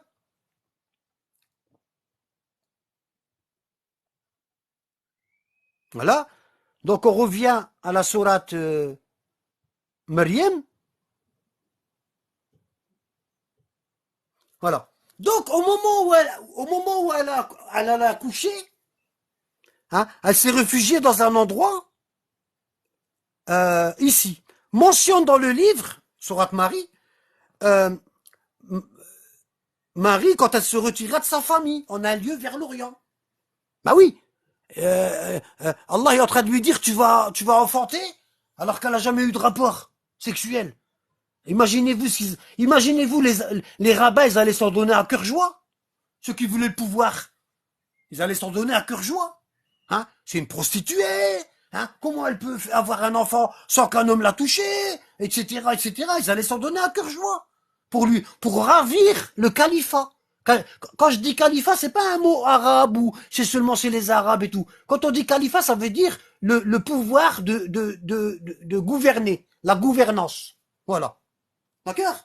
Donc elle s'est éloignée pour pas que, hein? Elle mit entre eux un voile. Regardez, elle mit entre eux un voile. C'est-à-dire, un voile, c'est-à-dire elle a mis entre elle et le clergé un voile, une distance, afin qu'il ne la voie pas. Une grande distance, afin qu'il ne la voie pas. D'accord? Et elle a eu peur. Ben oui, qu'est-ce qu'ils vont dire les gens? Hein? Et Allah, il dit, nous lui envoyons notre esprit. Hein, qui se présenta à elle, hein, je dis pas Gabriel, hein, parce que l'esprit c'est un autre ange, qui est encore plus grand que Gabriel. D'accord? Bon. Qui se présenta à elle sous forme d'un homme parfait. Il a pris l'apparence d'un homme, un beau jeune homme. Hein? Vous voyez, comme Joseph quand les femmes ils ont couru après. Ils voulaient commettre l'adultère avec lui. Hein? Ben, un bel homme. Et elle ne sait pas. Elle n'a pas capté que c'était un ange. Hein? Elle dit, je me réfugie contre toi auprès du tout miséricordieux, Rahman. Elle est en train de le menacer, elle est en train de lui faire peur. Elle lui dit, fais gaffe. Si jamais tu t'approches de moi, je vais appeler Rahman. Depuis quand on utilise un attribut de miséricorde pour faire peur à quelqu'un? Hein? C'est comme s'il y a un voleur, il est en train de rentrer dans ma voiture pour voler, hein, et je lui dis, fais gaffe, je vais appeler les bisounours. Hein, ils vont te faire des câlins. Hein? Là, elle est en train de lui faire peur avec le nom de Rahman. C'est terrible. Tu vois? Hein? Ne m'approche pas. Hein? Et elle utilise le mot miséricordieux. Ok? Hein? Il dit, je suis un messager de ton Seigneur. Il lui dit, non, moi c'est Rahman qui m'a envoyé pour te faire don d'un fils pur. Bon, ça c'est Rahman. Vous voyez, il y a de la menace. Alors,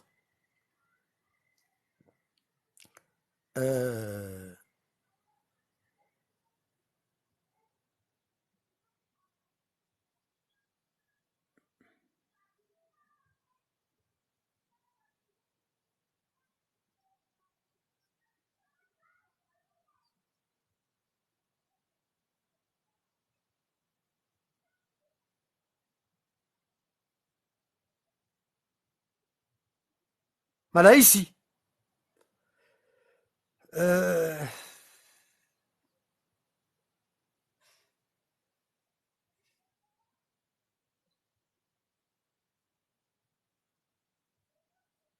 Ici.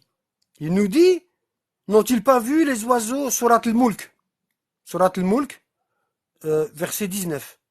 N'ont-ils pas vu les oiseaux au-dessus d'eux déployant et repliant leurs ailes tour à tour? Seul le tout miséricordieux les soutient. Hein? Yumsikuhun illa Rahman, Rahman, le tout miséricordieux, car il est sur toute chose clairvoyant. Quel est celui qui constituerait pour vous une armée capable de vous secourir en dehors de tout? Hein? أمن هذا الذي هو جند لكم ينصروكم من دون الرحمن, en dehors d'Allah. D'accord? Hein? Et il dit les mécréants sont dans une illusion complète. Hein?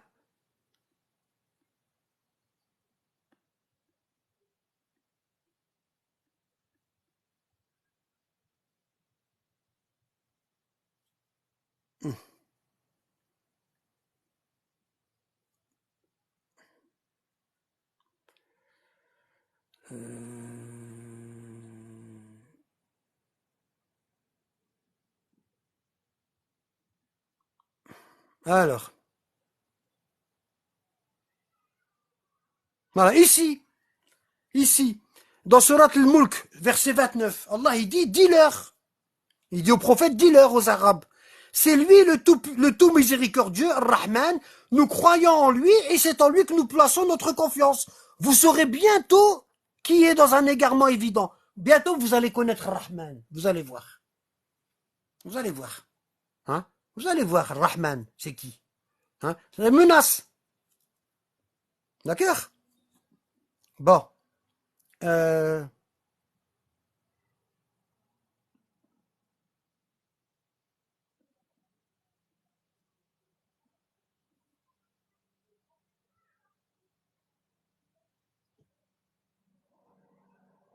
Ici, c'est flagrant.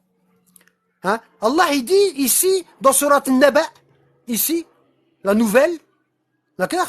Verset 38, c'est-à-dire le jour du jugement dernier, le jour où l'esprit, Ruh, hein, et les anges se dresseront en rang. Nul ne saura parler.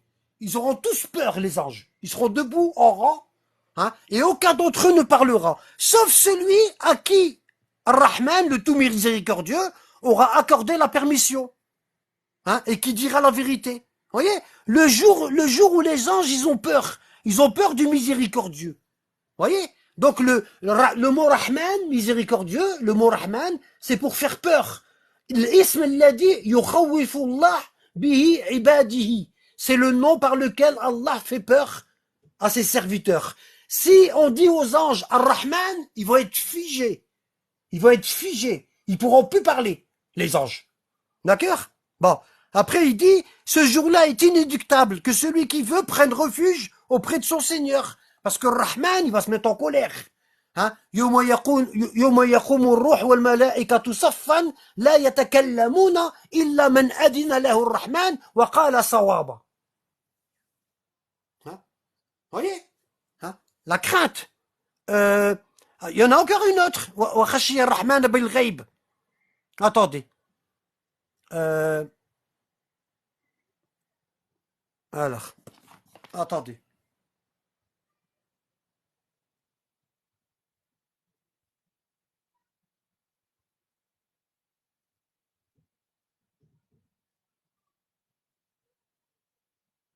Ici, regardez. Surat Yassine. Surat Yassine.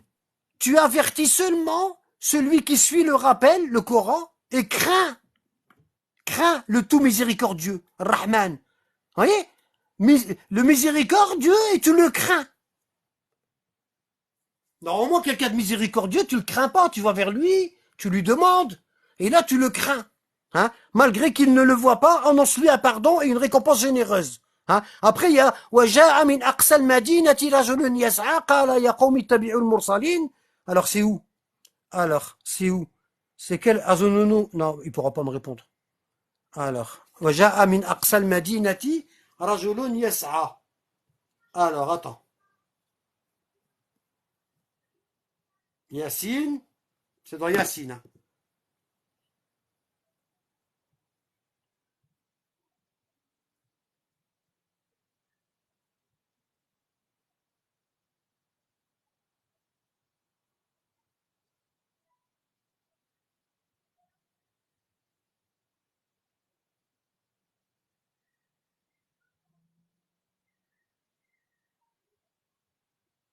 Ici, regardez, toujours dans Yassine, quand Allah a envoyé un prophète vers son peuple, d'accord?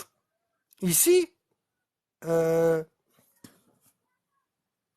ici, regardez, donne-leur comme exemple les habitants de la cité d'Yassine, hein, quand lui vinrent les envoyés, d'accord? Quand nous leur envoyâmes deux envoyés, deux messagers, hein, et qu'ils les traitèrent de menteurs. Nous renforçâmes les deux envoyés par un troisième, d'accord? Par un troisième. Et ils dirent vraiment, nous sommes envoyés à vous, trois prophètes, trois messagers pour le même peuple. Hein.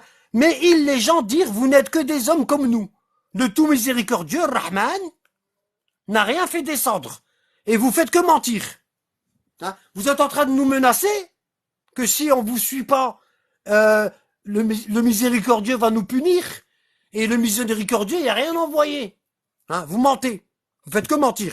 Et les messagers dirent, notre Seigneur sait qu'en vérité, nous sommes envoyés à vous.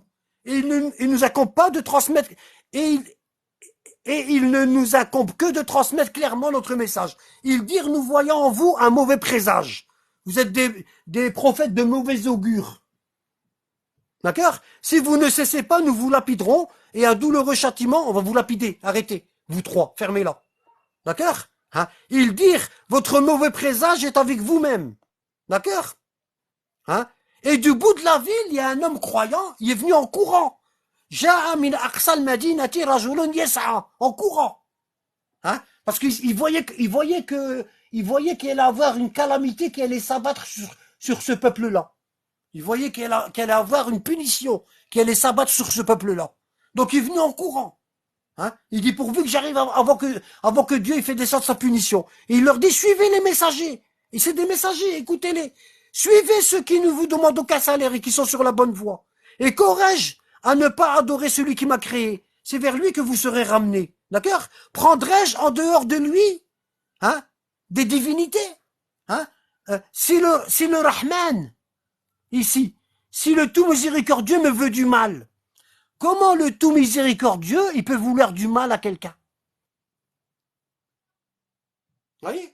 Alors maintenant, on en revient à ça. On en revient à ça.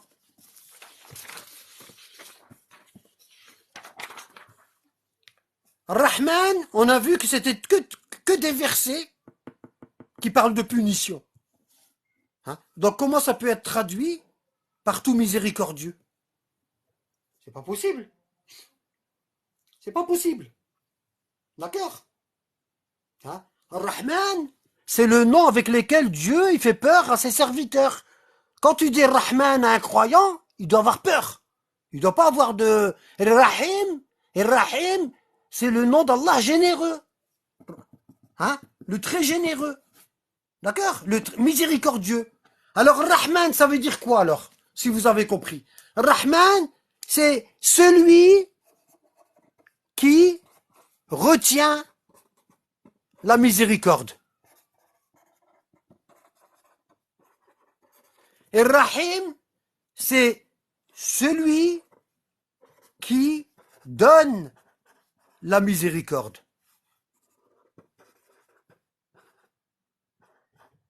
D'accord? Voilà. C'est ça que ça veut dire. Donc, la traduction de Bismillah ar-Rahman ar-Rahim, ce n'est pas au nom d'Allah clément et miséricordieux. C'est au nom d'Allah, celui qui retient la miséricorde si on lui désobéit, et celui qui donne la miséricorde si on lui obéit. C'est ça que ça veut dire. Ok? C'est ça que ça veut dire. Voilà. Hein? Parce que si Allah, si le Rahman, il te prive de sa miséricorde, tu es foutu. Tu es foutu. Pourquoi? Parce que le paradis, tu vas pas le payer avec ton adoration. Ton adoration, elle veut rien. Hein? Allah, il dit, Sari'u ila maghfiratin min rabbikum wa jannatun arduha as-samawati wal ard. U'iddat lil muttaqin. Accourez vers une miséricorde de votre Seigneur et un paradis plus large que les cieux et la terre qui a été promis à ceux qui le craignent. Ceux qui ont la taqwa, la crainte. D'accord? Et le paradis, on peut pas se le payer. Le Nabi alayhi salam, il dit, Ala ou sil'at Allah ghaliya, ala ou sil'at Allah al-jannah. Hein? Ça veut dire quoi? Ça veut dire, le prophète, il dit, n'est-ce pas que la marchandise d'Allah, elle est chère? N'est-ce pas que la marchandise d'Allah, c'est le paradis? On peut pas se la payer. Donc, le Rahim, étant donné qu'on peut pas se payer le paradis, il nous dit, si vous faites une bonne action, ça veut dire faire. D'accord? Il nous la récompense de 10 à 700 fois sa valeur. La récompense. D'accord? Si on fait une bonne action, il nous la récompense de 10 à 700 fois sa valeur. Ok? D'accord? Voilà.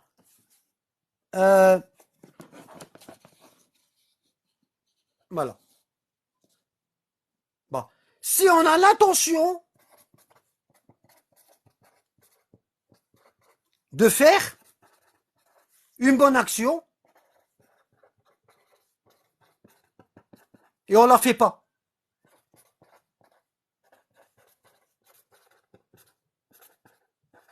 Allah, il nous la compte une fois, comme si on l'avait fait.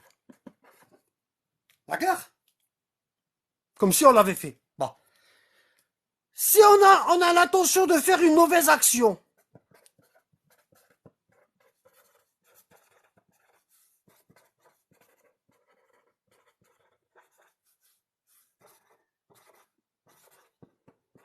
et on ne la fait pas. D'accord? On a l'intention de faire une mauvaise action et on ne la fait pas. Au dernier moment, on dit non, je la fais pas. C'est pas bien.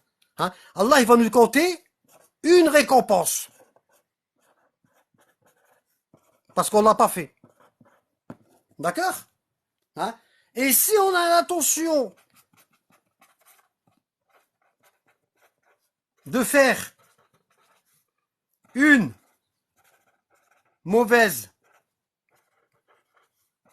action et on l'a fait, d'accord? Hein? Par exemple, ce soir, je vais aller brûler une école, comme ils disent là. Hein? Ils s'attaquent au bien des enfants, au bien des parents, hein? Aux gens qui travaillent, msakin. Hein? Les gens, ils ont travaillé toute leur vie, mskin. Hein? Hein? C'est ahurissant. Hein? Si on a l'intention de faire une mauvaise action et on l'a fait, Allah, il nous compte une mauvaise action. Il nous compte une mauvaise action. C'est ça la miséricorde. Et ça s'appelle, tout ça, ça s'appelle Al-Rahim. Le miséricordieux. D'accord? Ça, c'est le miséricordieux. Ça veut pas dire fais du mal toute ta vie, puis tu vas aller au paradis. À la fin de ta vie, tu dis pardonne-moi Seigneur. Hein? Ya Rabbi ghfirli. T'as fait toute ta vie, t'as mis des... Hein? T'as couru après les filles, tu les as mis enceintes. Hein?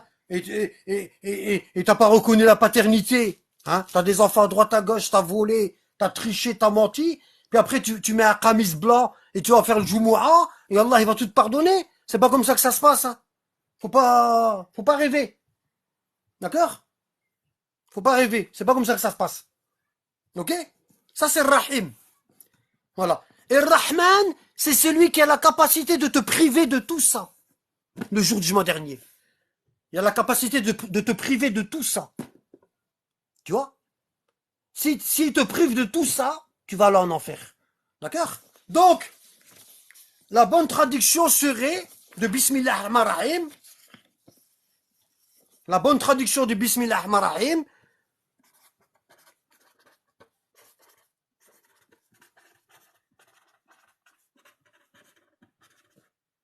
ce serait au nom d'Allah,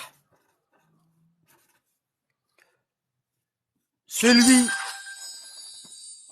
qui nous prive de la miséricorde,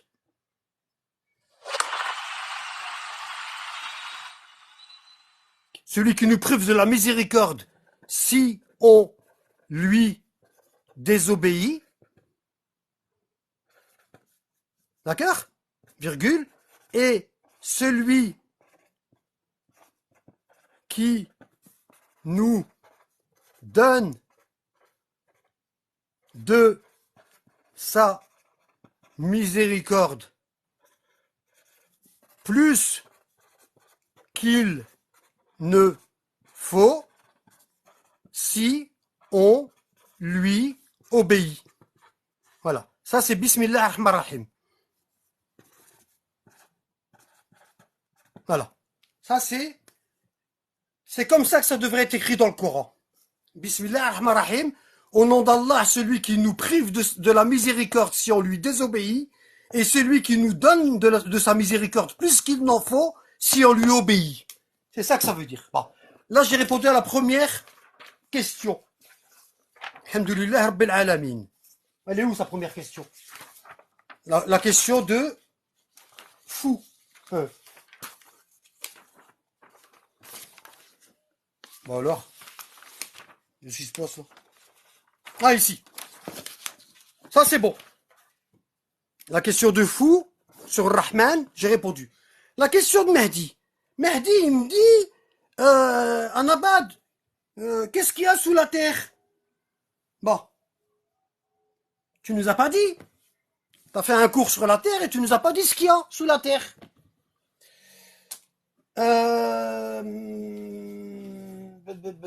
Où est-ce que j'ai écrit ça?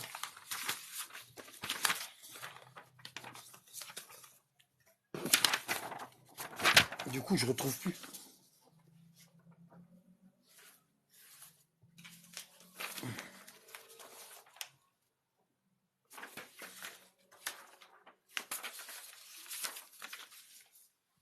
C'est pas croyable là. C'est pas croyable. Je ne retrouve jamais. Alors comment j'ai fait?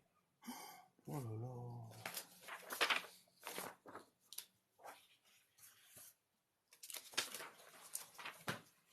Bon. Là, j'ai écrit ça où? Où est-ce que j'ai écrit ça? J'avais mis la référence du livre quelque part et je l'ai paumé. Je vais regarder là, attendez. Hop. Hop. Ah, ici, je l'ai encore. Alors, c'est le tome. Alors, ici, c'est le tome 5. 5. Page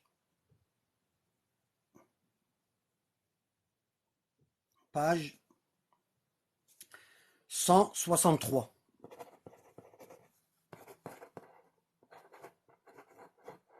Page 163, voilà. Bon, on va y aller là. Hop, hop.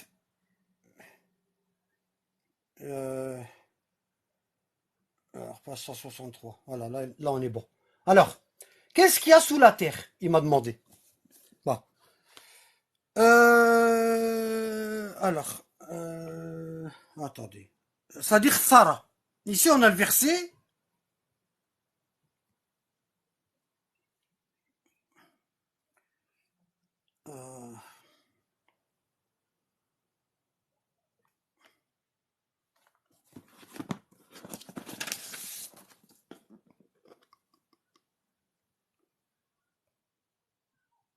Voilà, ici.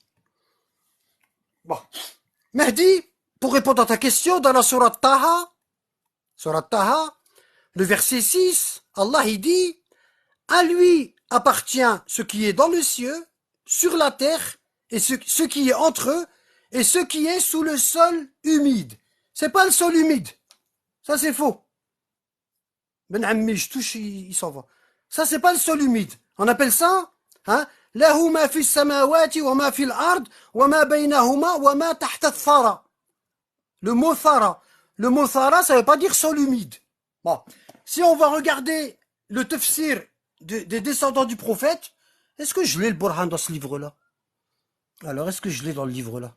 Dans cette tablette? Sinon, je vais le télécharger. Ce sera mieux. Ouais, je vais le télécharger.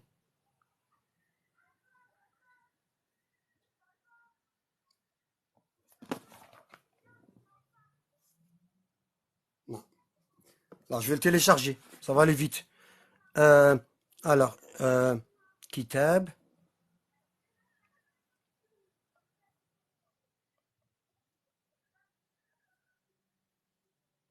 Voilà.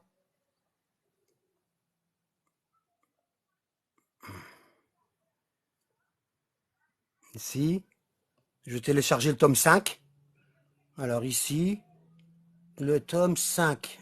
Tome 5 ici, c'est ça, hein? Voilà. Alors, hop. Ok. Voilà. Il est là. Chargement du document, il est là. Et je vais aller à la page 163.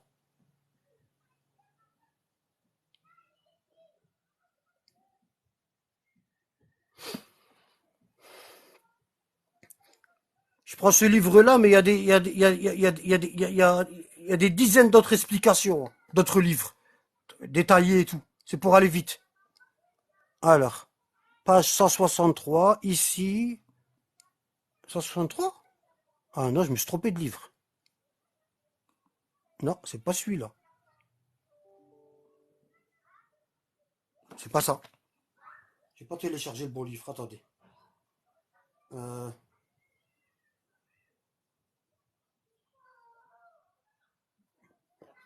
J'ai pas dû appuyer ici. Faut appuyer là. Ouais, mais c'est normal, hein, franchement. Alors, combien il y en a deux là? Wow! Ici.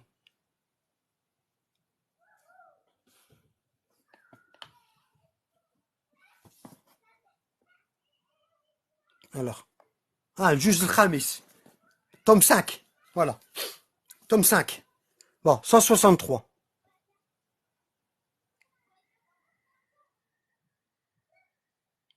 Les aléas du direct. Voilà, ici. Là, on a la bonne page. Bon. Ici, on a lahu ma fi samawati wa ma fi al-ard wa ma baynahuma wa ma tahta al-thara. Le verset que je vous ai lu. Ici. Surat Taha. Attendez, hein. Tout le monde y voit que Surat 20.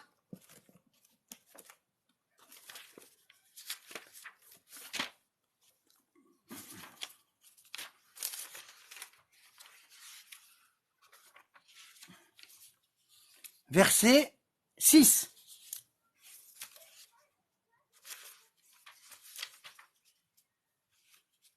Voilà, ici. Ici. Dans le Coran, à lui appartient ce qui est dans les cieux, sur la terre, et ce qui est entre eux, et ce qu'il y a sous le sol, humide. Mais c'est pas humide, c'est pas sol humide. D'accord? Ici, lahu, ici. Lahu ma fi samawati wa ma fi al-ard wa ma baynahuma wa ma tahta al-thara. D'accord? Donc on va voir l'explication des descendants du prophète concernant le mot thara. Ok? Bon. Pour ceux qui sont pas habitués, bah, ils sont pas obligés de rester, hein. D'accord? Je vais vous prévenir à l'avance. Ok? Bon. Quand on leur dit les Américains sont montés sur la Lune, ça les choque pas. Quand on leur dit, par exemple, qu'est-ce qu'on pourrait dire? Qu'est-ce qu'on pourrait inventer comme connerie? Hein? Il n'y a rien qui les choque. Bon. Quand on leur dit, par exemple, que Jésus, il n'y a pas de père, hein, il n'y a qu'une mère, ça les choque pas. Voilà. Quand on leur dit que Jésus a ressuscité des morts, ça les choque pas. Il n'y a rien qui les choque. Mais dès qu'il s'agit de la famille du prophète, ils font un rejet de greffe à la famille du prophète Mohammed. D'accord? Bon. Alors, Wama tahta thara, je vais mettre le livre comme ça. C'est mieux ici. Lahu ma fi samawati wa ma fi l'ard, wa ma tahta thara. Alors, il dit, etc., عن أبي عبد الله, l'imam Ja'far al-Sadiq, قال, سألته, hein, donc, Aban ibn Tarlab, Aban ibn Tarlab, il a dit, j'ai posé la question à Ja'far al-Sadiq. Alors, Ja'far al-Sadiq, c'est qui? Je dois tout le temps répéter, comme ça, les gens, ils savent. Alors, Ja'far al-Sadiq, il y a le prophète Mohammed. Attendez, on va le faire comme ça. Il y a le prophète Mohammed, qui a eu Fatima. Non, on va le faire mieux que ça. Il y a Abdullah, le père du prophète. C'est comme la famille Imran, c'est la même chose que je vous ai lu tout à l'heure. Il y a Abdullah, il y a Abu Talib, qui sont frères. D'accord? Abdullah, il a eu Mohammed, le prophète Mohammed. Comme Zacharie et Imran. Abu Talib, il a eu Ali. D'accord? Mohammed, il a eu Fatima. Comme Anne, elle a eu Marie. D'accord? Ok? Et Mohammed, il a donné sa fille Fatima en mariage à Ali. Et ils ont eu Al-Hassan. Et ils ont eu Al-Hussein. Et Al-Hussein, il y a eu Ali, Zin al-Abidin. Ali Zin al-Abidin, qui a eu Mohammed al-Bakir.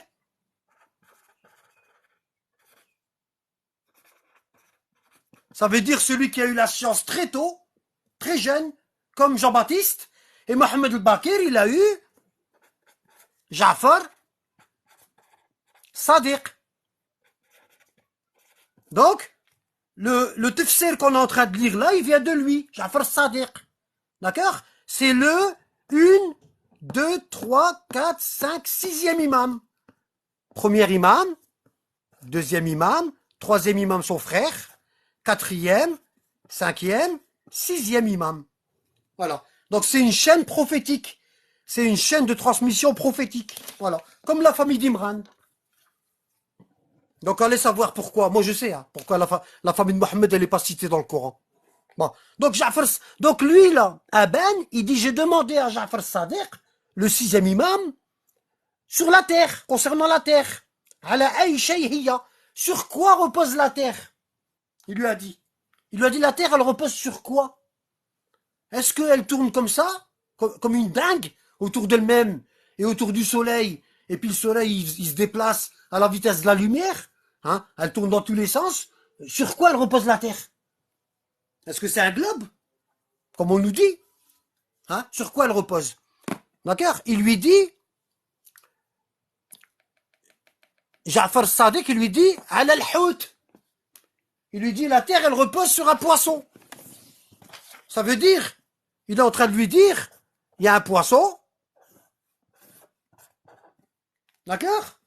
Et la terre, qui est comme ça. D'accord? Avec les continents. Avec les continents émergents comme ça, émergés comme nous là. Où est-ce qu'on est? Et ici, il y a l'eau, la mer, l'océan. Et tous les pays sont là au-dessus. Et nous, les petits bonhommes, on est là. Voilà. Et la terre, elle repose sur un poisson. Voilà. Et au-dessus, en dessous de cette terre-là, il y a une autre terre. Encore plus grande. Et en dessous, il y en a encore une plus grande. Le prophète, il dit, notre terre où on vit, nous, c'est comme un anneau, ici un anneau, hein, sur une assiette. Ça, c'est la deuxième terre. Et nous, notre terre, c'est l'anneau. Et ensuite, en dessous de cette deuxième terre-là, hein, elle est comme un anneau sur une autre assiette. C'est immense, la terre. Et toutes ces 7 terres-là, ils reposent sur un poisson. D'accord? قال على الحوت. على الحوت. قلت فالحوت على أي شيء هو. Il dit, j'ai dit, et le poisson, il est sur quoi? Hein? Hein? قال على الماء. Le poisson, il est sur l'eau. Comme un bateau. Voilà. على الماء. قال على الحوت قلت فالحوت على أي شيء هو قال على الماء قلت فالماء على أي شيء. Il lui a dit l'eau il est sur quoi? Hein? Hein? قال على الصخرة. Il lui a dit et l'eau il est sur quoi? Il dit l'eau il est sur la pierre de fondation. الصخرة. Ce que vous appelez ce que vous appelez comment on appelle ça? Les fondations d'une maison. En dessous, il n'y a pas de... Vous allez voir ce qu'il y a en dessous. Vous allez voir. D'accord? Il dit... Alors, les 7 terres, ils sont sur un poisson qui est dans l'eau, qui vogue dans l'eau, et cette eau-là, elle est sur Sahara, sur une pierre de fondation. Hein? À la Sahara. Qultu fa'ala ay shay Sahara. Il a dit, j'ai dit, et la pierre, elle est sur quoi? Elle repose sur quoi? Hein? Il a dit... على قرن. Il dit على قرن فور أملس. Il dit et la pierre elle repose sur quoi?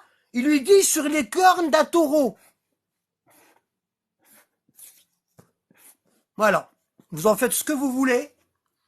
D'accord? Moi j'y crois. D'accord? Parce que c'est rapporté même chez les pseudo-sunnites qui ne lisent pas leurs livres. Wallah al-Adim. Déjà, quand j'étais pseudo-sunnite, je le savais. قال على فور قلت فعلى أي شيء فور. Il lui dit, et le taureau, il est sur quoi? قال هيهات. Hein? Voilà. Et il dit, l'imam Ja'far Sadiq, il lui dit هيهات. هيهات, c'est comme si on disait, هيهات, c'est comme si on disait, زعما. Zama, toi, tu vas aller plus loin que ça. Hein? Et l'imam Ja'far Sadiq, il dit, عند ذلك ظل علم العلماء. Il dit, l'imam Sadiq lui dit, c'est à ce niveau-là que s'arrête la science des savants. Personne ne sait. Voilà. Et ça, c'est le verset qui dit,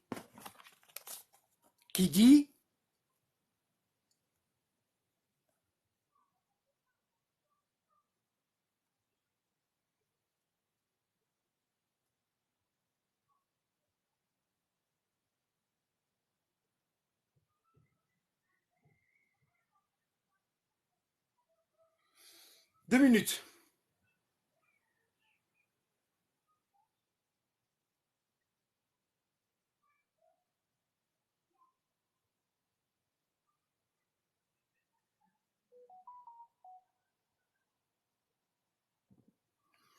Deux minutes.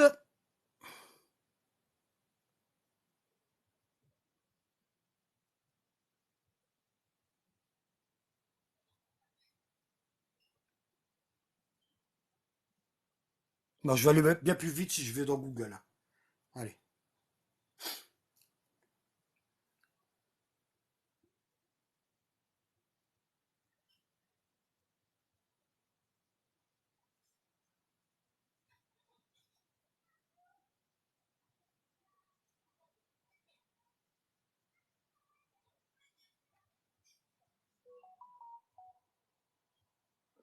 Voilà. Le verset 85 de la sourate 17.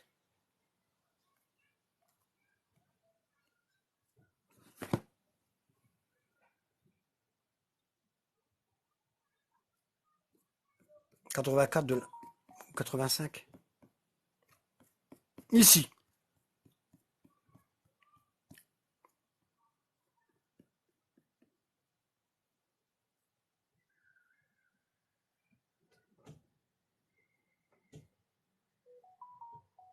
Voilà, ici. Ici. Et il tâtera, je suis de l'âme. C'est pas l'âme, hein, ici. C'est Roh, l'ange, qui est plus grand que l'ange Gabriel. D'accord? Roh, c'est pas l'ange Gabriel, c'est un autre ange qui est beaucoup plus grand que l'ange Gabriel. Et il t'interroge sur l'ange qui descend avec les anges. D'accord?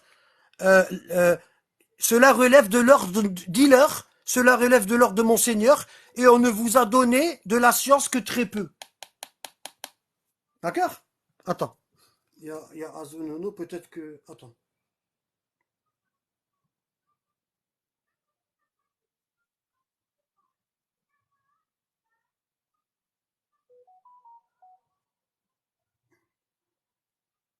Alors. Ouais. Ouais. Ouais, c'est ça, ouais. Ouais, c'est ça. Ouais.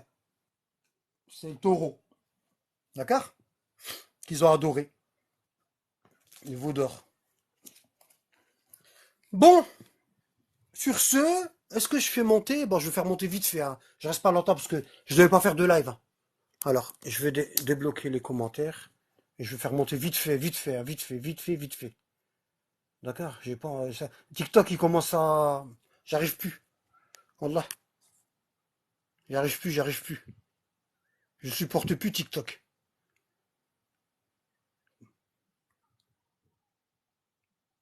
Wallah. J'arrive plus.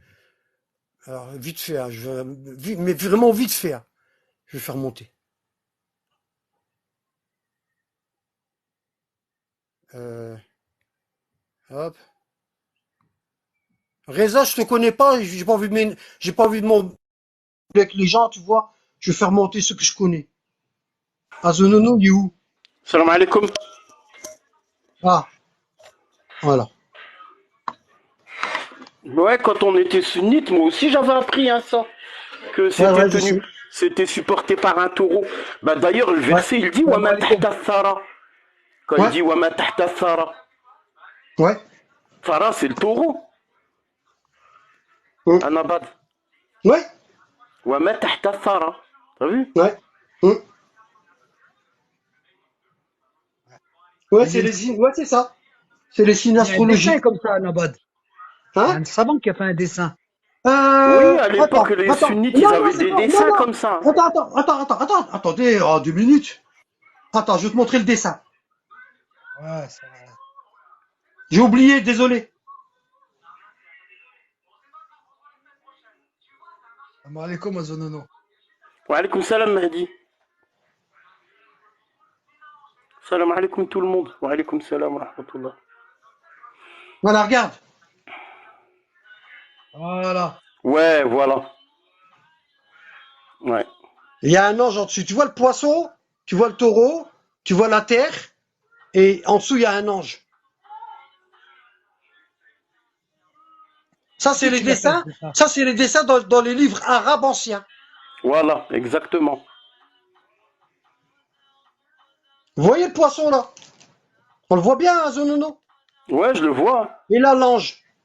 Ouais, je le vois. Et l'ange, il tient Sahara. Mm. Tu vois? Ouais. C'est ce que dans la mythologie grecque, c'était ça. Regardez. Regardez, hein. Même tout le monde le savait avant. Vous connaissez Atlas? Ouais, Atlas, ouais.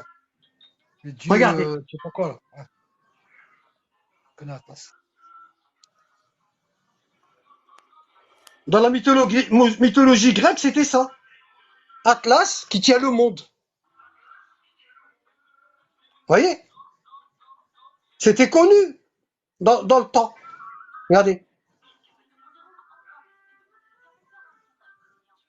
Ouais. Voilà.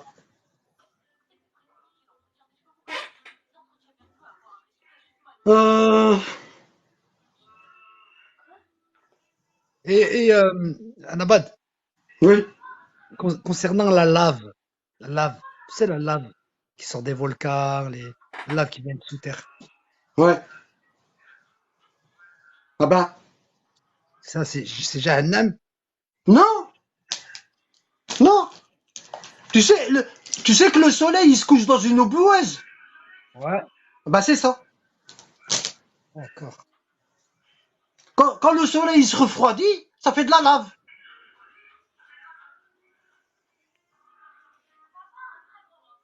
Ok, d'accord.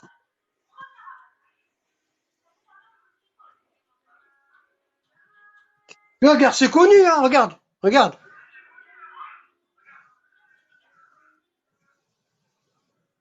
Et c'est Ibn Abbas qui dit ça, Asdin. Regarde, Ouais, ouais. chez les sunnites. عن ابن Mhm. عباس قال. Tu vois? Voilà. Regarde, regarde ce qu'il montre. Mhm. Ouais. Et c'est comme ça, ben, même nous, l'individu à lui seul, c'est un univers. C'est un univers à lui seul. Il y a des mondes, il y a des acariens qui se font la guerre entre eux, il y a des acariens qui bouffent des autres acariens, il y a des cellules bénignes, des cellules malignes, il y a des tumeurs bénignes, des tumeurs malignes, et ça se fait la guerre. Et il y a tout un procédé dans notre corps subhanallah, la puissance d'Allah. Regardez tous les mondes qu'il a créés. Même en nous, on a des mondes. Un microcosme. Wallah. Même en nous, on a des mondes. Sur ce, mes gens Ok, d'accord. et mes jantes dames et mes gens, je vais vous dire, salam alaikum. Voilà, si Azonono y ouvre live, ou Mehdi, Mehdi va ouvrir. Non, je je me peux fais pas, un Zonono. plaisir de participer. Salam alaikum. Ah, Zonono, on t'attend. Hein. Allez. Oh là là. J'aime pas la responsabilité. Oh, arrête. Arrête de mentir, arrête. Arrête. T'aimes bien aller de live en live.